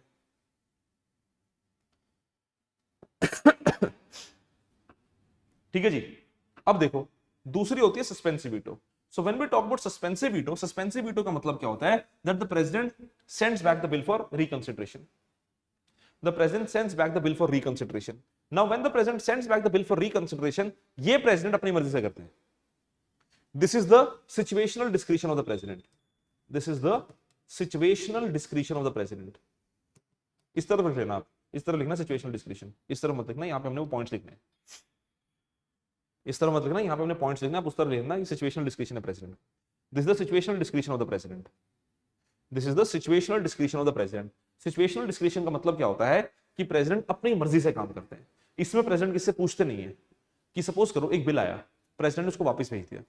अब जो बिल प्रेसिडेंट ने वापस भेजा उस बिल में जो पार्लियामेंट है वो विद मॉडिफिकेशन या विदाउट मॉडिफिकेशन अगर बिल को वापस भेजती है, अगर विद मॉडिफिकेशन या विदाउट मॉडिफिकेशन बिल को वापस भेजती है तो president is bound to give his assent. President does not have any problem, the president is bound to give his assent. ठीक है ना, तो एक बार तो प्रेसिडेंट भेज सकते हैं पर दोबारा नहीं भेज सकते। तीसरा होता है पॉकेट वीटो। अब पॉकेट वीटो का मतलब क्या होता है? Pocket veto basically is that the president does not take any action. The president does not take any action in the case of pocket veto. The president does not take any action in the case of pocket veto. अब देखो sir, अब president कहां पे किस किस तरह ये veto power decide करते हैं। अब ये देखना, यहां भी लिख लेना कि जो पॉकेट वीटो है ये भी सिचुएशनल डिस्क्रिशन है। दिस ऑल सिचुएशनल डिस्क्रिशन, ये प्रेसिडेंट अपनी मर्जी से यूज करते हैं। ठीक है, अब मैं आपको समझाता हूं, एक चीज ध्यान से समझना। पार्लियामेंट में, ठीक है, अपने नोट्स में या किसी भी कॉपी में साइड पे एक पेज पे लिख लेना जहां पे आपका जगह खाली है, थोड़ा सा ये थोड़ा लंबा है, तो इसको ध्यान से समझ के लिख लेना, ठीक है। यहां मत लिखना, यहां पे हमने वो लिखना है, क्या कहते हैं उसको, गवर्नर की पावर में जो तमिलनाडु केस अभी लिखवाया था। तो एक दो पॉइंट्स अपने साथ एक A4 साइज शीट पे लिख लो, ताकि आप इसके साथ अटैच कर लो। ठीक है, ये वैसे पार्लियामेंट का प्रोसीजर है, पर मैं यही समझा रहा हूं क्योंकि हम वीटो पावर्स डिस्कस कर रहे हैं, तो हम दोनों टॉपिक्स को क्लब करके समझ रहे हैं, ठीक है। अब देखना, समझना ध्यान से, होता क्या है कि जब हम बिल्स की बात करते हैं, when we talk about the bills, तो bills of the parliament, parliament में भारत में 4 तरह के बिल्स इंट्रोड्यूस होते हैं। पहला होता है कॉन्स्टिट्यूशनल अमेंडमेंट बिल, दूसरा होता है मनी बिल, तीसरा होता है ordinary bill and financial bill. तो ये 4 तरह के बिल्स होते हैं जो पार्लियामेंट में इंट्रोड्यूस कर से आ सकते हैं। अब इन चारों तरह के बिल्स में प्रेसिडेंट की पावर जो है वो अलग अलग तरह की होती है। तो अगर तो हम कॉन्स्टिट्यूशनल अमेंडमेंट बिल की बात करें, so president is bound to give his assent. इसको आप लिख लेना अपने पास, president is bound to give the assent, 24th amendment act 1971। तो अगर हम कहते हैं कि president is bound to give the assent, 24th amendment act 1971, तो इसमें तो प्रेसिडेंट की कोई पावर ही नहीं बचेगी, ठीक है। प्रेसिडेंट की पावर ही नहीं बचेगी, तो प्रेसिडेंट को तो एक्शन लेना ही पड़ेगा। अब आते हैं मनी बिल के ऊपर। अब मनी बिल में ना प्रेसिडेंट के पास 2 पावर्स होती हैं, that either the president gives the assent और the president withholds his assent. In the case of money bill, the president only enjoys 2 types of power. ठीक है, in the case of money bill, the president only enjoys 2 types of power, that he can either withhold his assent or he can either give his assent. अब इस बात को आप याद रखना, that money bill में president और कोई एक्शन नहीं ले सकते।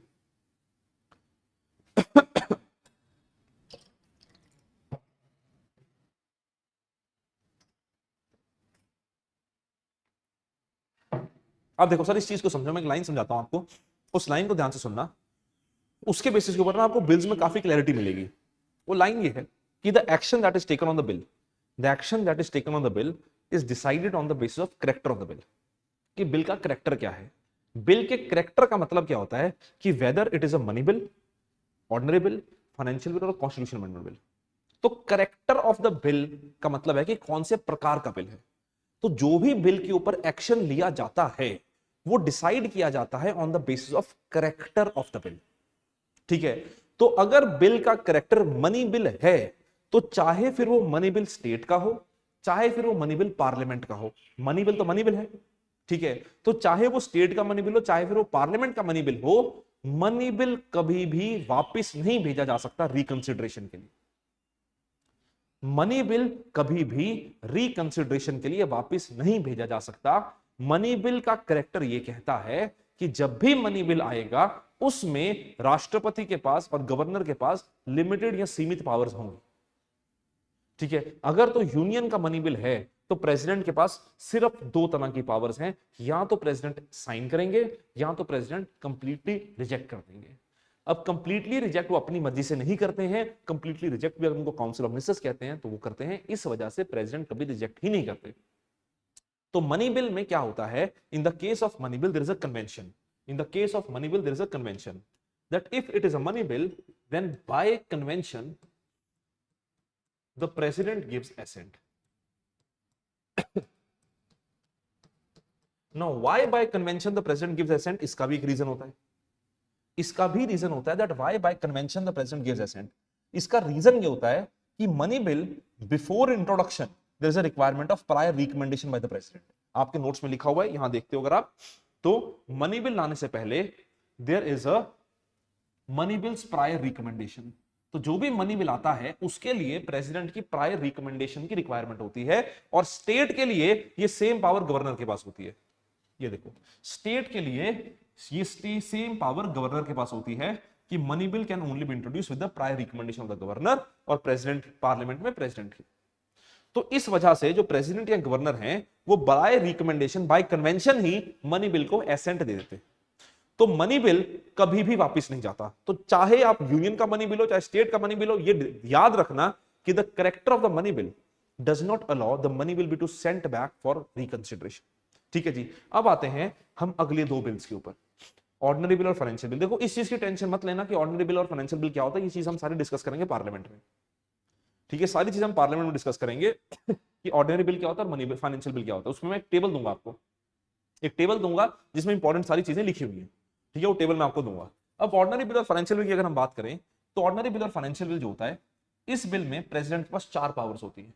The president can either give his assent, or the president can use absolute veto, or the president can use suspensive veto, or the president can use pocket veto. In the case of ordinary bill or financial bill, the president has 4 powers. The president can either give his assent, the president can either use absolute veto, that is withhold his assent, the president can send back the bill for reconsideration, or the president can use pocket veto. Now what is the meaning of giving assent? कि sign कर दिया, absolute veto वो reject कर दिया, suspensive veto वापस भेजा, और अगर वापस आ गया तो president is bound to give his assent. ठीक है, देखना इस चीज को ध्यान रखना कि अगर बिल सस्पेंसिव वीटो में वापस प्रेसिडेंट के पास आ गया, then the president is bound to give his assent. Time limit नहीं है पर बाउंड है, तो बाउंड का मतलब प्रेसिडेंट आते ही कर देते हैं यार, क्योंकि अगर प्रेसिडेंट नहीं करेंगे ना that shall amount to violation of the constitution. तो इसलिए प्रेसिडेंट आते ही बिल को रीसाइन कर देते हैं यार, क्योंकि करना तो पड़ेगा, बाउंड है। अब आता है चौथा, pocket veto. What is the meaning of pocket veto?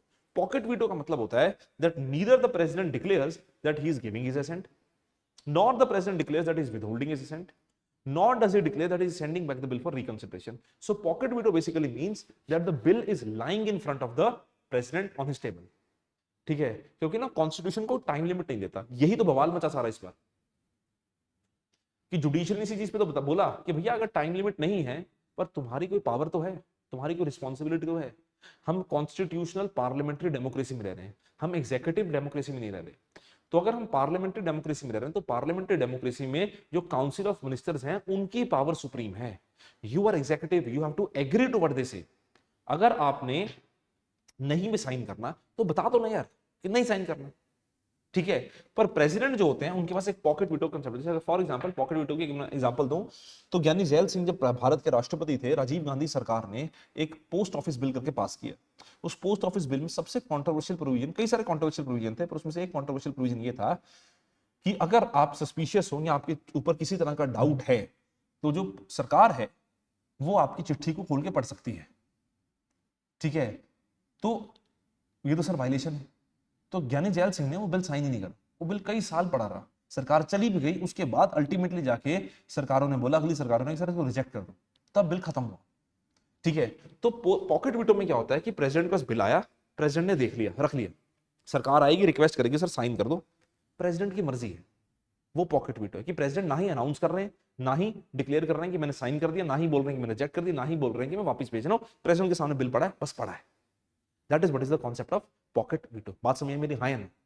ठीक है। अगर हम दूसरी ओर देखें अगर हम दूसरी ओर स्टेट असेंबली की तरफ देखें और हम देखें कि बिल्स ऑफ स्टेट लेजिस्लेचर, कि what are the bills of state legislature.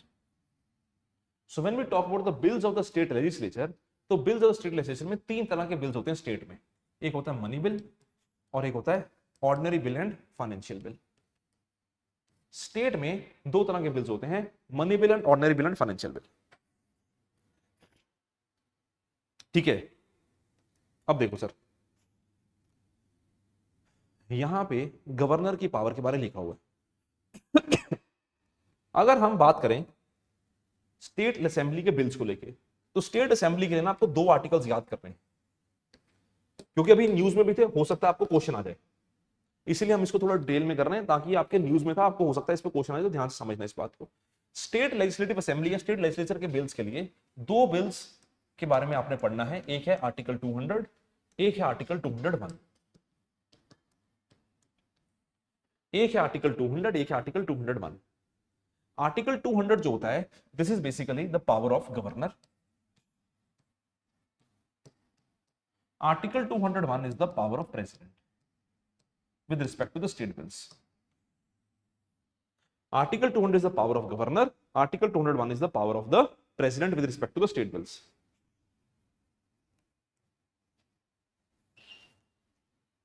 ठीक है। अब आर्टिकल 200 में पावर ऑफ गवर्नर क्या होती है? What is the power of governor under article 200? So power of governor under article 200 is that the governor can either give assent, governor can either withhold ascent,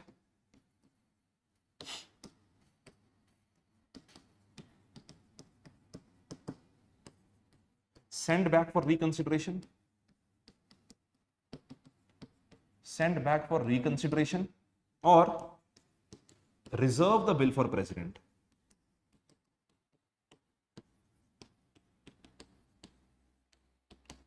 तो article 200 में governor के पास ये चार powers हैं, that either the governor can give the assent or the governor can withhold the assent.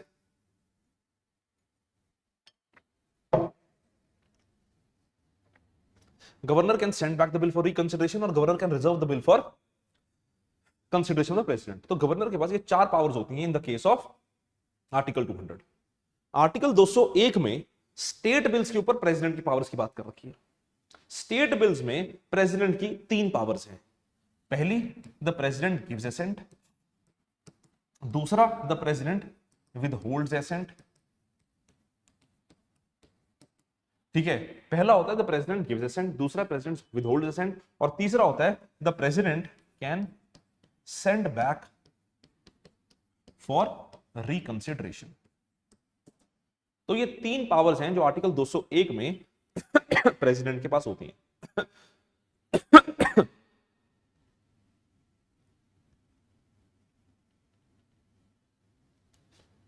ठीक है, clear cut powers हैं जो प्रेसिडेंट के पास होती हैं.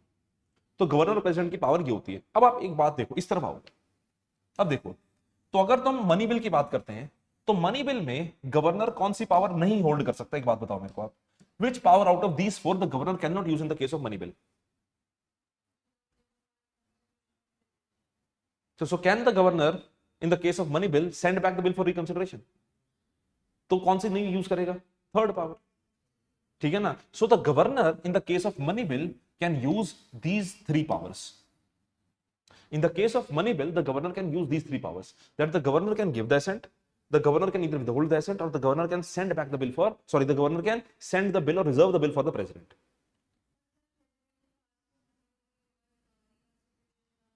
मैम इसमें रिकंसिडरेशन की बात नहीं कर रहे हैं, हम कह रहे हैं कि गवर्नर जो है वो स्टेट का मनी बिल रिजर्व कर सकता है प्रेसिडेंट के लिए.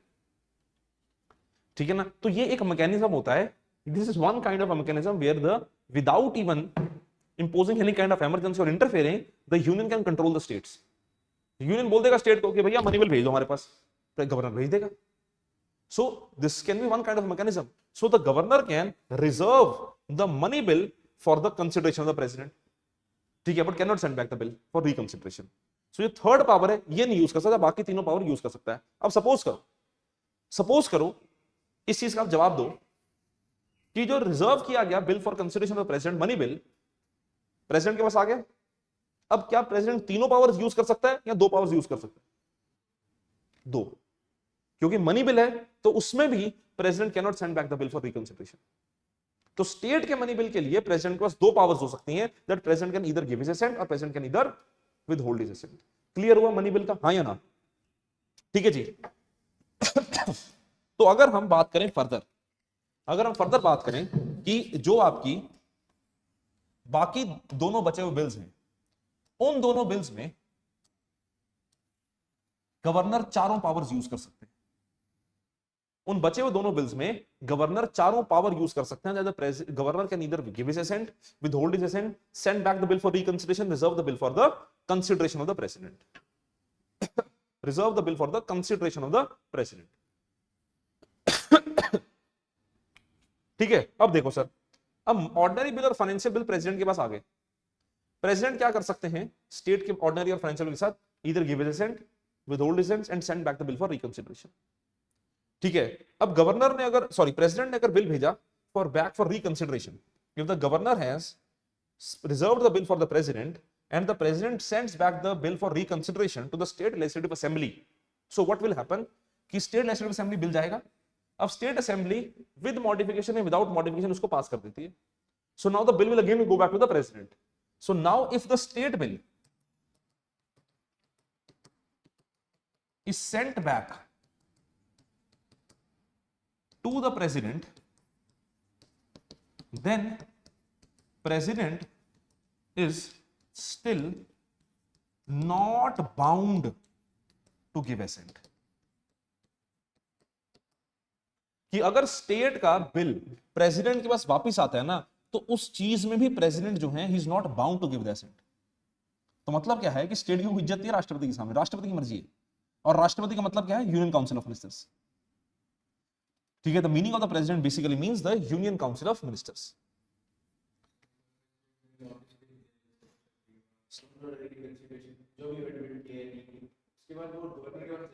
प्रेसिडेंट ने भेजा ना, प्रेसिडेंट से डील होगा।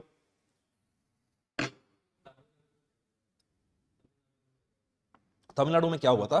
तमिलनाडु में क्या हुआ कि काउंसिल ऑफ मिनिस्टर्स ने बिल भेजे प्रेसिडेंट के पास, सॉरी गवर्नर के पास। गवर्नर ने बिल अपने पास रख लिए, कुछ बिल उन्होंने अपने पास रख लिए। तो जब बिल उन्होंने अपने पास रख लिए, तो अब एक बात बताओ कि क्या कहीं गवर्नर की पावर में पॉकेट वीटो आ रहा है? तो गवर्नर पॉकेट वीटो कैसे करके बैठे?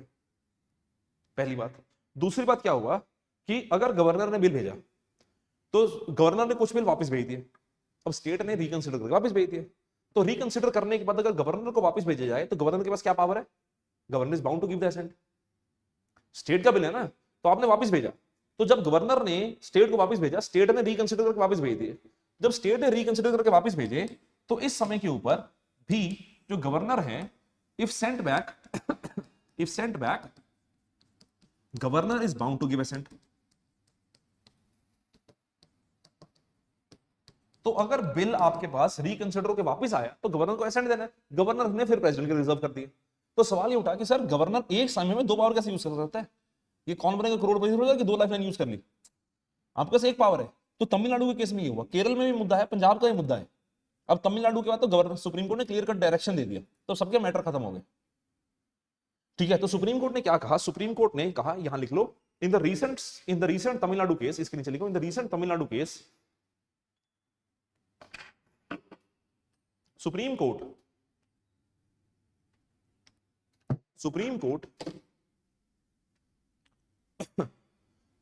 has prescribed clear timelines for the governor has prescribed clear timelines for the governor timelines for the governor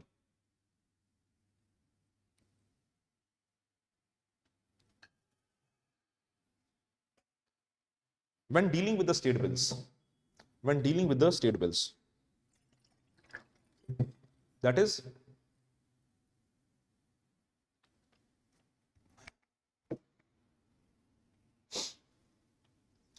within 1 month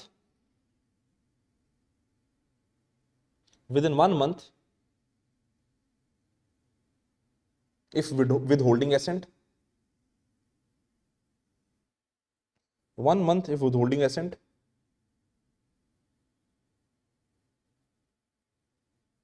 comma 3 months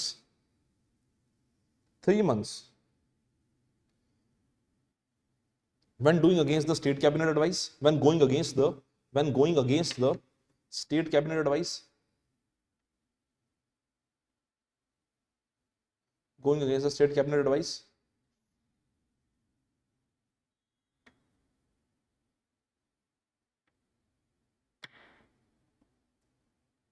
state cabinet advice and 1 month for the bill to be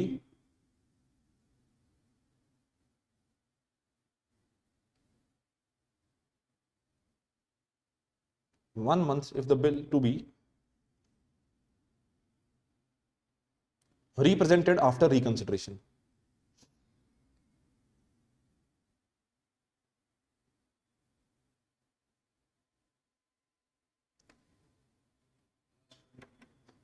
One month bill represented after reconsideration.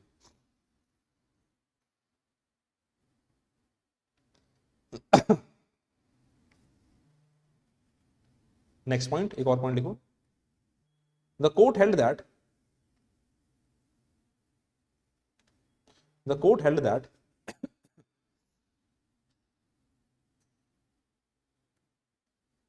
there is no concept of absolute or pocket veto. There is no concept of pocket or absolute veto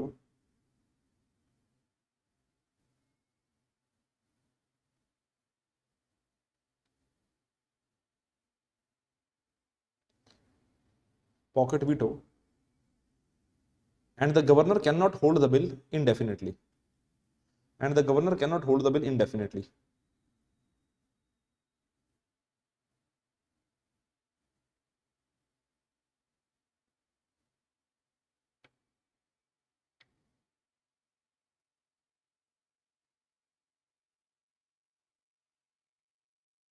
ठीक है जी. And last point, Supreme Court ruled that governors are bound to follow the advice of Council of Ministers. Ruled that the governors are bound to follow the advice of the Council of Ministers.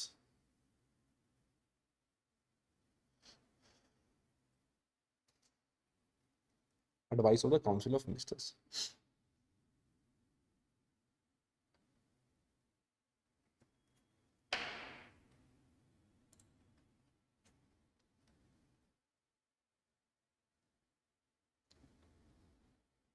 ठीक है जी.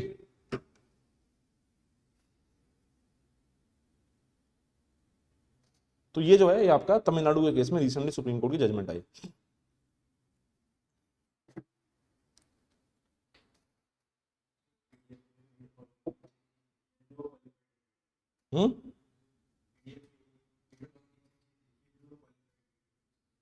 Qualified veto, देखो qualified veto जो होती है ना, that is given to the USA president. USA के president के पास एक होता है जिसको हम बोलते हैं क्वालिफाइड वीटो. इंडिया के प्रेसिडेंट के पास क्वालिफाइड वीटो का कॉन्सेप्ट नहीं है. ठीक है, the Indian president does not have the concept of qualified veto.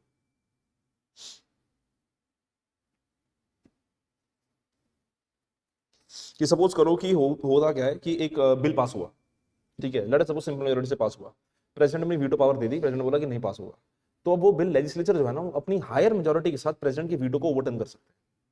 उसको बोलते हैं क्वालिफाइड वीटो. इंडिया में वो कॉन्सेप्ट नहीं है. तो इंडिया में प्रेसिडेंट को सिर्फ 3 तरह की वीटो पावर्स है.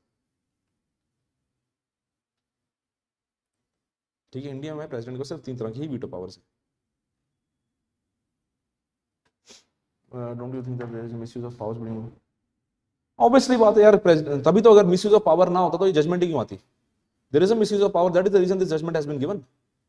ठीक है, there is a misuse of power, that is the reason this judgment has been given. Right.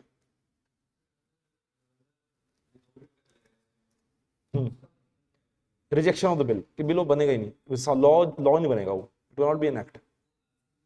Absolute veto बोलते हैं उसको. तो सुप्रीम कोर्ट ने तभी तो बोला आर्टिकल 142 को यूज करके कि एब्सोल्यूट वीटो नहीं कर सकता. नहीं, वैसे देखो ऐसा होता है कि वैसे भी वो एक्शन जो है वो अपनी मर्जी से कर ही नहीं सकता, उसके लिए वैसे उसको एडवाइस चाहिए. पर उन्होंने बोला कि यार इसका ये मतलब नहीं है, अगर एब्सोल्यूट वीटो की आप बात कर रहे हो तो इसका मतलब ये नहीं है कि विदहोल्डिंग ऑफ असेंट की बात करो तो अपनी मर्जी से कर दो. तो you are bound by the advice of council of ministers. तो वो जो कहेंगे वही करना पड़ेगा. कह रहे अगर आपने रिजर्व करना है बिल, रिकंसिडरेशन के लिए, कंसिडरेशन ऑफ द प्रेसिडेंट के लिए भेजना है, तो वही बिल भेजो जो कि बहुत डिफरेंस ऑफ ओपिनियन है. ये नहीं है कि कोई बिल उठा के भेज दिया, ठीक है ना, वैसा बिल भेजो जो बड़ा सीरियस मैटर है, डिफरेंस ऑफ ओपिनियन है. सारे बिल नहीं भेज सकते. तो इस चीज की बात हो रही है. ठीक है ना. राइट. ऑनलाइन आपका डाउट हो गया, ऑनलाइन का डाउट. ठीक है, ऑनलाइन आपका डाउट भी कर दिया जो डाउट था आपका. चलो, इसके बाद आता है ordinance making power of the president and the governor. अब ऑर्डिनेंस मेकिंग पावर क्या होते हैं? So what do we understand by the word ordinance making power? Ordinance making power क्या होता है sir? Ordinance is basically the concept that is given under article 123 of the Indian Constitution in the case of the president and article 213 in the case of the vice president, in the case of governor. Ordinance ये लिखा हुआ. Ordinance making power president 213, governor 213 and president 123. president के लिए लिखा हुआ 123. अब ordinance making power क्या होता है? ऑर्डिनेंस मेकिंग पावर है, प्रेसिडेंट की बात करता हूं, गवर्नर का भी उससे मिलता जो सेम ही है. ठीक है, बस वहां पे प्रेसिडेंट की जगह गवर्नर आ जाएगा और पार्लियामेंट की जगह स्टेट असेंबली आ जाएगा.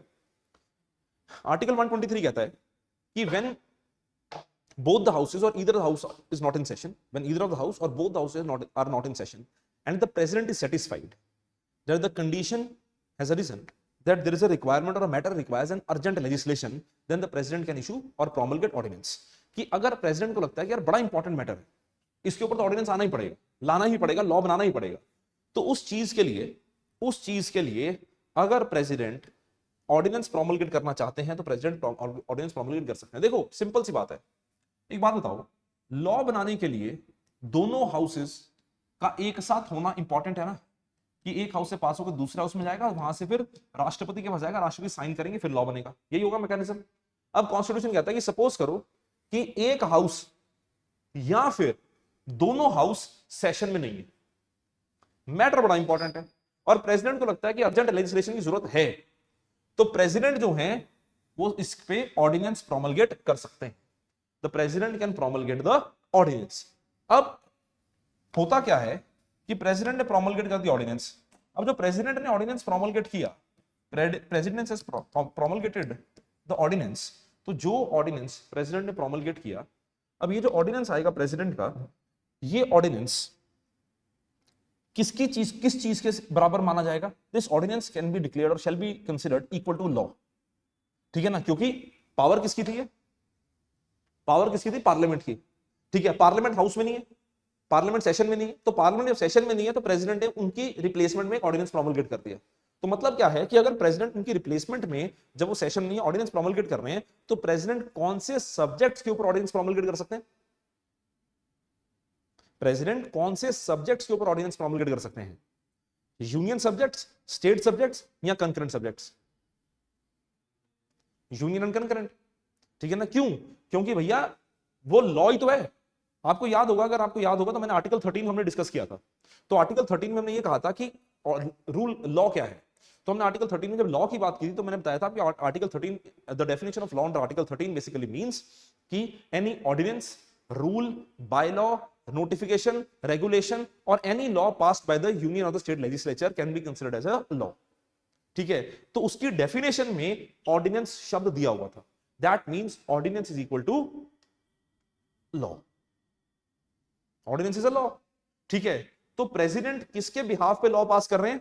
पार्लियामेंट के बिहाफ पे। तो प्रेसिडेंट उन्हीं सब्जेक्ट्स के ऊपर ऑर्डिनेंस पास कर सकते हैं जिन सब्जेक्ट्स के ऊपर पार्लियामेंट लॉ बना सकता है। And similar thing applies for the governor. तो गवर्नर उन्हीं सब्जेक्ट्स के ऊपर ऑर्डिनेंस पास कर सकते हैं जिन सब्जेक्ट्स के ऊपर स्टेट असेंबली लॉ बना सकती है, जिन सब्जेक्ट्स के ऊपर स्टेट असेंबली लॉ बना सकती है। अब एक बात बताओ कि ये जो ऑर्डिनेंस होगा, can this ordinance be under any circumstance violate the constitution? Can it be violative of constitution? No. पक्की बात है। Can an ordinance be violative of the constitution? या ये बताओ, can an ordinance, 3 सवाल पूछ रहा हूं। पहला है कि can an ordinance amend fundamental rights? पहला सवाल। दूसरा सवाल कि can an ordinance amend the constitution? पहला सवाल। दूसरा सवाल, can an ordinance be violative of the fundamental rights of the constitution? और तीसरा सवाल, can an ordinance be under judicial review? तीसरा सही है, it can be under judicial review। ठीक है, can it be violative of the fundamental rights of the constitution? No. Can it amend the constitution? No. So ultimately जो provisions law के ऊपर applicable होती हैं, जो पार्लियामेंट के द्वारा पारित लॉ होता है उसके ऊपर एप्लीकेबल होती हैं, वो सारी प्रोविजंस ऑर्डिनेंस के ऊपर एप्लीकेबल हैं। Ordinance can not violate the constitution, it can not violate the fundamental rights, it is absolutely under the judicial review. ठीक है ना, क्यों? ऑर्डिनेंस क्या है? लॉ ही तो है। ये जो ऑर्डिनेंस पास किया जाएगा, इसकी मैक्सिमम लाइफ कितनी होगी? So the maximum life of ordinance, maximum life of ordinance is 6 months 6 weeks. The maximum life of ordinance is 6 months and 6 weeks. Now why do we say 6 months and 6 weeks? क्योंकि ना constitution ही कहता है कि house कब मिलेगा। अब देखो ना, आपने ऑर्डिनेंस पास कर दिया, ठीक है, अब आपने उसको लॉ में कन्वर्ट करना है कि नहीं करना है, तो हाउस से डिसाइड करेगा ना। ठीक है ना, ये तो एग्जेक्टिव एक्शन है, अल्टीमेटली तो हाउस से डिसाइड करेगा। अब हाउस कब मिलेगा? कॉन्स्टिट्यूशन कहता है कि हाउस को प्रेसिडेंट इस तरह समन करेंगे, article 85 of the Indian constitution है, that the president shall summon the house in such a manner that there shall not be a time lapse of more than 6 months between 2 sessions. कि president जो है house को इस तरह समन करें कि एक हाउस के सेशन में या 2 सेशंस में 6 महीने से ज्यादा टाइम गैप नहीं हो सकता। तो तभी आ गया कि अगली बार जब हाउस मिलेगा तो 6 महीने में मैक्सिमम मिल जाएगा, तो 6 महीने का टाइम यहां से आ गया। और 6 वीक्स का टाइम कहां से आया? 6 वीक्स का टाइम आया कि कॉन्स्टिट्यूशन कहता है कि जब हाउस मिलेगा, जब भी हाउस मिलेगा, चाहे वो हो सकता है ऑर्डिनेंस के पास होने से, ऑर्डिनेंस के प्रोमलगेट होने से 2 दिन बाद मिले, हो सकता है ऑर्डिनेंस के प्रोमलगेट होने से 1 महीने बाद मिले, जब भी हाउस मिलेगा, हाउस के एकत्रित होने के 6 हफ्ते के अंदर अंदर ऑर्डिनेंस हाउस के सामने आएगा और हाउस उसको डिस्कस करेगा। तभी हमने कहा कि maximum life is 6 months and 6 weeks। Minimum life तो कुछ भी हो सकती है, वो तो एक दिन भी हो सकता है, ठीक है। और जरूरी नहीं है कि जो भी ऑर्डिनेंस प्रोमलगेट होगा, इट इज नॉट नेसेसरी कि जो भी ऑर्डिनेंस प्रोमलगेट होगा वो लॉ बनेगा। हो सकता है कि हाउस के सामने आने से पहले ही उसको विड्रॉ कर दिया जाए, हाउस के सामने आने से पहले उसको विड्रॉ कर दिया जाए। यह भी हो सकता है कि हाउस रिजेक्ट कर दे। सो एवरीथिंग इज पॉसिबल, ठीक है। तो ये जो होती है ये आपकी क्या होती है, ordinance making power of the president and the governor. कोई डाउट किसमें किसी को?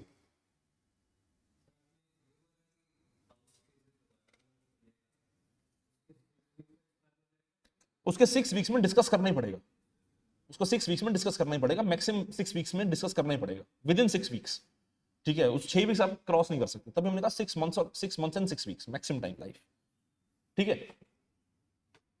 अब इसके बाद आती है पार्डनिंग पावर। देखो ये सारी चीजें लिखी हुई हैं कि जो आपका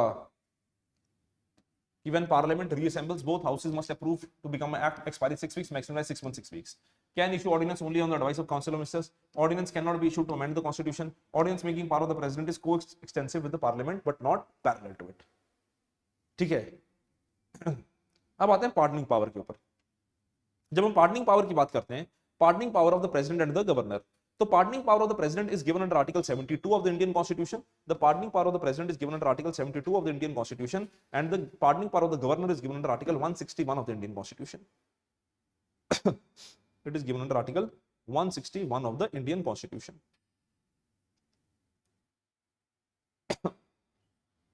ठीक है, गवर्नर की भी दे रखी है, यहां पे दे रखा है, इसमें आर्टिकल नंबर नहीं डाला हुआ, शायद यहां लिखे ना आर्टिकल 161। गवर्नर की है 161, प्रेसिडेंट की है लिखा हुआ आर्टिकल 72। अब पार्डनिंग पावर क्या होता है? पहले तो इस 5 टॉप बेसिक पॉइंट समझते हैं, फिर समझेंगे कि पार्डनिंग पावर ओवरऑल क्या होती है। पहले 5 पॉइंट समझते हैं। एक होता है pardon, second is commutation, third is remission, fourth is respite and last is reprieve. ये 5 पॉइंट्स होते हैं। पहला होता है कंप्लीटली एब्सॉल्व द कन्विक्शन। मतलब क्या है कि if the pardon is accepted, if the individual is pardon, तो बाइज्जत बरी हो जाता है, सब कुछ खत्म हो जाता है, 7 खून माफ, घर जाओ, ऐश करो। That is the meaning of pardon, that is completely absolve the conviction, सब कुछ खत्म हो गया, आदमी आजाद है, पार्डन। दूसरा होता है कम्यूटेशन। कम्यूटेशन क्या होता है? Substitution to a lighter punishment. मतलब क्या है कि for example an individual is given death sentence, just give me 1 minute, an individual is given death sentence, so if an individual is given death sentence, individual is given death sentence, if an individual is given death sentence, तो at that point of time if an individual is commuted, उसको commute कर दिया गया, उसकी सजा को commutation में डाल दिया गया, तो होगा क्या कि वो कहेंगे डेथ सेंटेंस को खत्म कर दो, डेथ सेंटेंस को खत्म कर दो, give him life imprisonment till death. तो आपने उसको फांसी की सजा नहीं दी, मरेगा जेल में ही, पर आपने उसकी पनिशमेंट थोड़ी लाइट कर दी, दैट इज कम्यूटेशन, ठीक है। तीसरा होता है रेमिशन। रेमिशन होता है reducing the period without changing the character of the punishment. इसका मतलब क्या होता है कि for example if an individual is given 10 years of rigorous imprisonment, ठीक है, तो आप बोलोगे कि सर इसकी पनिशमेंट कम कर दो, 10 साल की रिग्रेस इंप्रिजनमेंट की जगह बोल दोगे कि सर इसको 7 साल की रिग्रेस इंप्रिजनमेंट दे दो। Character of the punishment is same, it is rigorous imprisonment. Character of the punishment is same, that it still is a rigorous imprisonment, पर आपने 10 साल की जगह क्या कर दिया, 7 साल, ठीक है। So you have not change the character of the punishment. Next is respite, lesser sentence then original due to special facts, क्योंकि स्पेशल केस हो गया, फॉर एग्जांपल प्रेगनेंसी, कि जेल में कोई है, वो विमेन प्रेग्नेंट होगी, तो आप उसको फांसी नहीं दे सकते, आप उसको लार्जेस्ट सजा नहीं दे सकते, तो आपने क्या बोला कि फांसी की सजा लाइफ इंप्रिजनमेंट टिल डेथ। तो स्पेशल ग्राउंड्स के ऊपर आप उसकी सजा जो है कम कर सकते हो। डिसेबिलिटी होगी किसी को, ठीक है, डिसेबल्ड आदमी को या डिसेबिलिटी के बेसिस के ऊपर आप फांसी तो नहीं दे सकते, तो आप बोलते हो सर ठीक है सर डिसेबिलिटी है, तो the person shall be given life sentence but not corporal punishment और not basically capital punishment, sorry not capital punishment, that is respite. And last is reprieve. Reprieve is basically temporary stay on the execution. Now what is the meaning of temporary stay on the execution? Temporary stay on the execution का मतलब क्या होता है कि जब कोई आदमी जो कॉन्विक्ट है, उसने अपनी अर्जी फाइल की हुई है प्रेसिडेंट या गवर्नर के साथ पास, तो जब तक उसकी फाइल के ऊपर फाइनल जजमेंट नहीं आ जाती, फाइनल से नहीं आ जाता, तब तक टेम्परेरी स्टे चलती रहती है। कि सपोज करो किसी को फांसी की सजा दे दी सुप्रीम कोर्ट ऑफ इंडिया ने, तो अब उसने प्रेसिडेंट के सामने बोल दिया कि सर मेरे को माफ कर दो या कम्यूट कर दो या कुछ कर दो।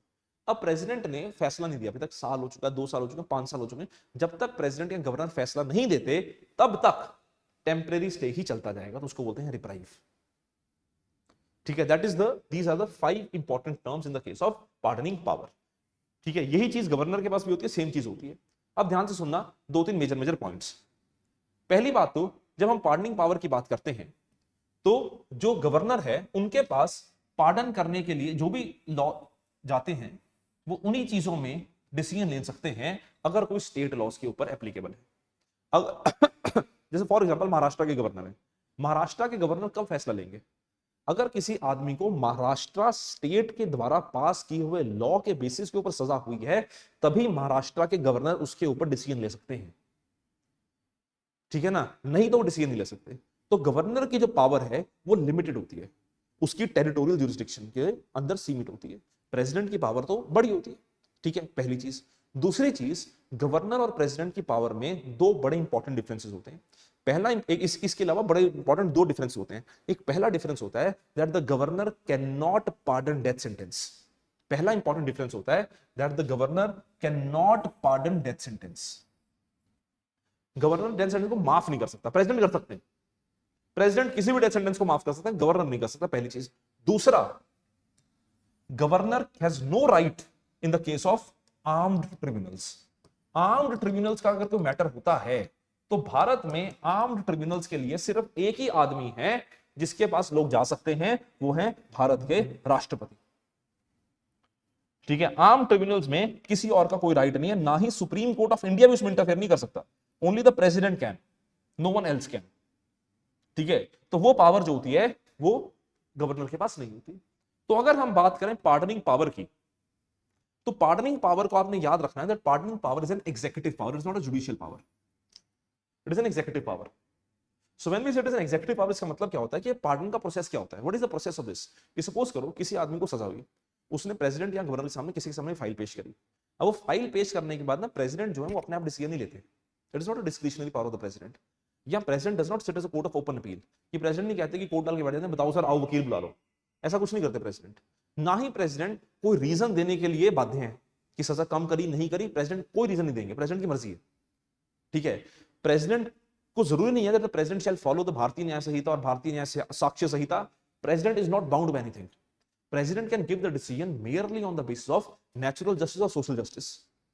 ठीक है, अब होगा क्या कि फाइल आई प्रेसिडेंट के पास, प्रेसिडेंट फाइल भेज देंगे काउंसिल ऑफ मिनिस्टर्स के पास। काउंसिल ऑफ मिनिस्टर्स जो फाइल आगे भेजेंगे, उसके बाद काउंसिल ऑफ मिनिस्टर्स डिस्कस करेंगे, और जो decision council of ministers president को कहेंगे, प्रेसिडेंट को डिसीजन मानना पड़ेगा। तो प्रेसिडेंट या गवर्नर का डिसीजन जो है वो कंसर्न्ड काउंसिल ऑफ मिनिस्टर्स के डिसीजन के बेसिस के ऊपर होता है। इस वजह से हम कहते हैं it is an executive power. ठीक है, it has nothing to do with the judiciary. The president does not take an advice from the judiciary. The president does not do anything. The president even does not ask the judiciary कि तुमने फैसला क्यों दिया। President का काम नहीं है, president के पास फाइल आई, प्रेसिडेंट फर्दर मूव कर देंगे। तो जो काउंसिल ऑफ मिनिस्टर्स प्रेसिडेंट को कहेंगे, प्रेसिडेंट को वो डिसीजन लेना है। इस वजह से हम कहते हैं that it is a executive power of the president of the government. बात समझ में मेरी, हाँ या ना? ठीक है जी। अब लास्ट आता है इसमें डिस्क्रिशनरी पावर। अब डिस्क्रिशनरी पावर जो होते हैं, discretionary power is basically the decision और the actions that the president and the governor take on their own, जो विदाउट किसी की एडवाइस के लेते हैं। These are decisions that they take without anyone's advice. ठीक है, विदाउट एनीवन्स एडवाइस जो डिसीजन लेते हैं, अपनी मर्जी से लेते हैं। ठीक है, देखो भारत में भारत का संविधान गवर्नर को तो डिस्क्रिशनरी पावर देता है। The governor basically enjoys constitutional discretion. The president of India does not enjoy any constitutional discretion. ये बात ध्यान रखना that the president of India does not enjoy any constitutional discretion. The discretionary power of the governor, the discretionary power of the governor, the discretionary power of the governor is wider than the president. It is much larger than the president. The governor enjoys constitutional discretion and situational discretion. The governor enjoys the constitutional discretion and the situational discretion, whereas the president only enjoys situational discretion. Whereas the president only enjoys situational discretion. President only enjoys situational discretion. अब इस चीज का मतलब क्या है वो समझते हैं।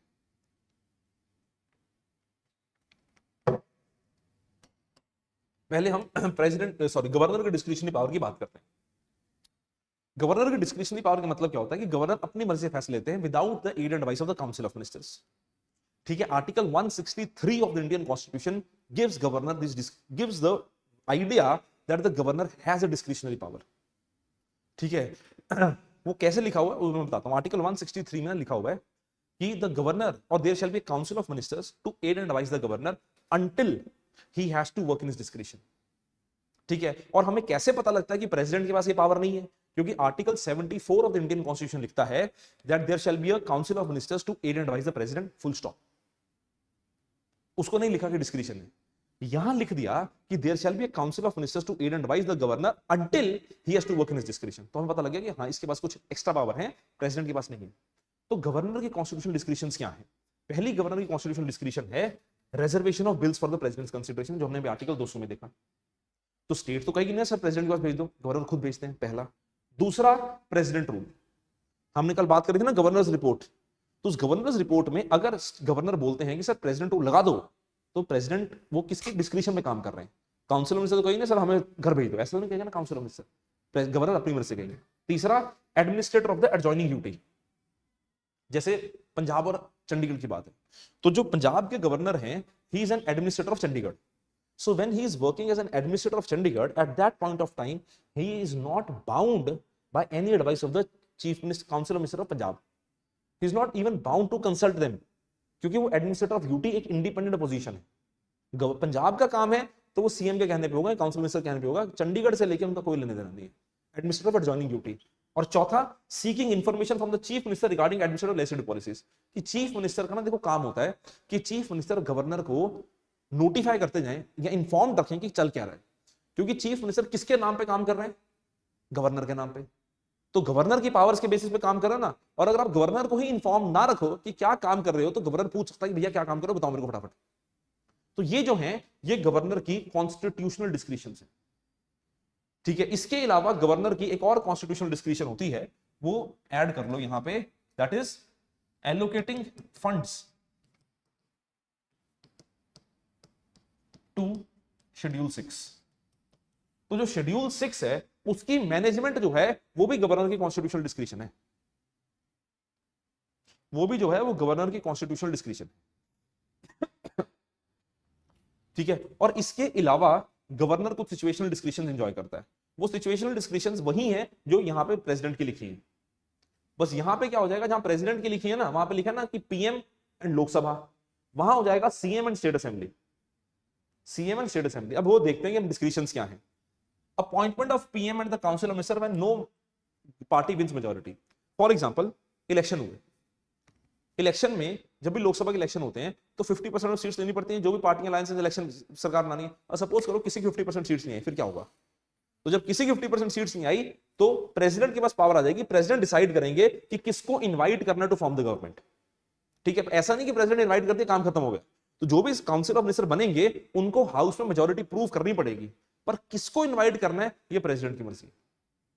जरूरी नहीं है कि प्रेसिडेंट सिंगल लार्जेस्ट पार्टी को इनवाइट करें, जरूरी नहीं है कि प्रेसिडेंट सिंगल लार्जेस्ट अलायंस को इनवाइट करें, प्रेसिडेंट की मर्जी है कि किसको इनवाइट करें। सिचुएशनल डिस्क्रिशन, इसके लिए इंतजार करते हैं कि कभी पावर कोई हाउस मेजॉरिटी में ना आए फिर देखते हैं।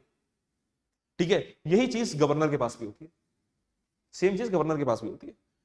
Dismiss council of minister if no confidence motion is approved, कि अगर हाउस में नो कॉन्फिडेंस मोशन आ गया, पास हो गया, तो प्रेसिडेंट अपनी मर्जी से काउंसिल ऑफ मिनिस्टर को बोलेंगे घर जाओ, बात खत्म।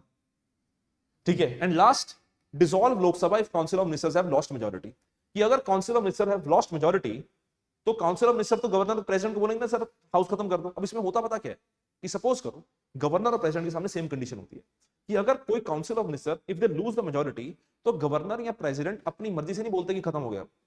होता क्या है, then the governor the president look for an alternative, वो देखते हैं कि क्या कोई और सरकार बना सकता है, इलेक्शन क्यों दोबारा करवाने। तो अगर तो कोई और सरकार बना सकता है तो गवर्नर कहते हैं बहुत बढ़िया, प्रेसिडेंट कहते हैं बहुत बढ़िया, आओ मेजॉरिटी प्रूव करो। अगर वो सरकार नहीं बना सकते, अगर वो सरकार नहीं बना सकते, उसके बाद प्रेसिडेंट और गवर्नर जो है वो हाउस को डिसॉल्व कर देते हैं। ठीक है, तो ये है आपकी सिचुएशनल डिस्क्रिशन, और ये कुछ इंपॉर्टेंट फैक्ट्स हैं जो आपके लिए बेसिक है। ठीक है, कि doctor Rajendra Prasad twice president, Sanjeev Reddy N Sanjiva Reddy unopposed 1977, Zakir Hussain died in office, V V Giri was the acting president. कि कोई ऑपोजिशन कैंडिडेट नहीं था, there was no opposition candidate, right. तो this is it with respect to the president and governor. ठीक है, कल start करेंगे हम वाइस प्रेसिडेंट से and then will complete the executive and then will move to the legislature. Legislature के notes में उसको बोलता हूं कि दूसरे लड़के को बोलता हूं एडिट करके वो अपलोड कर देगा, राइट। ठीक है जी, so I will see you tomorrow at 2:15।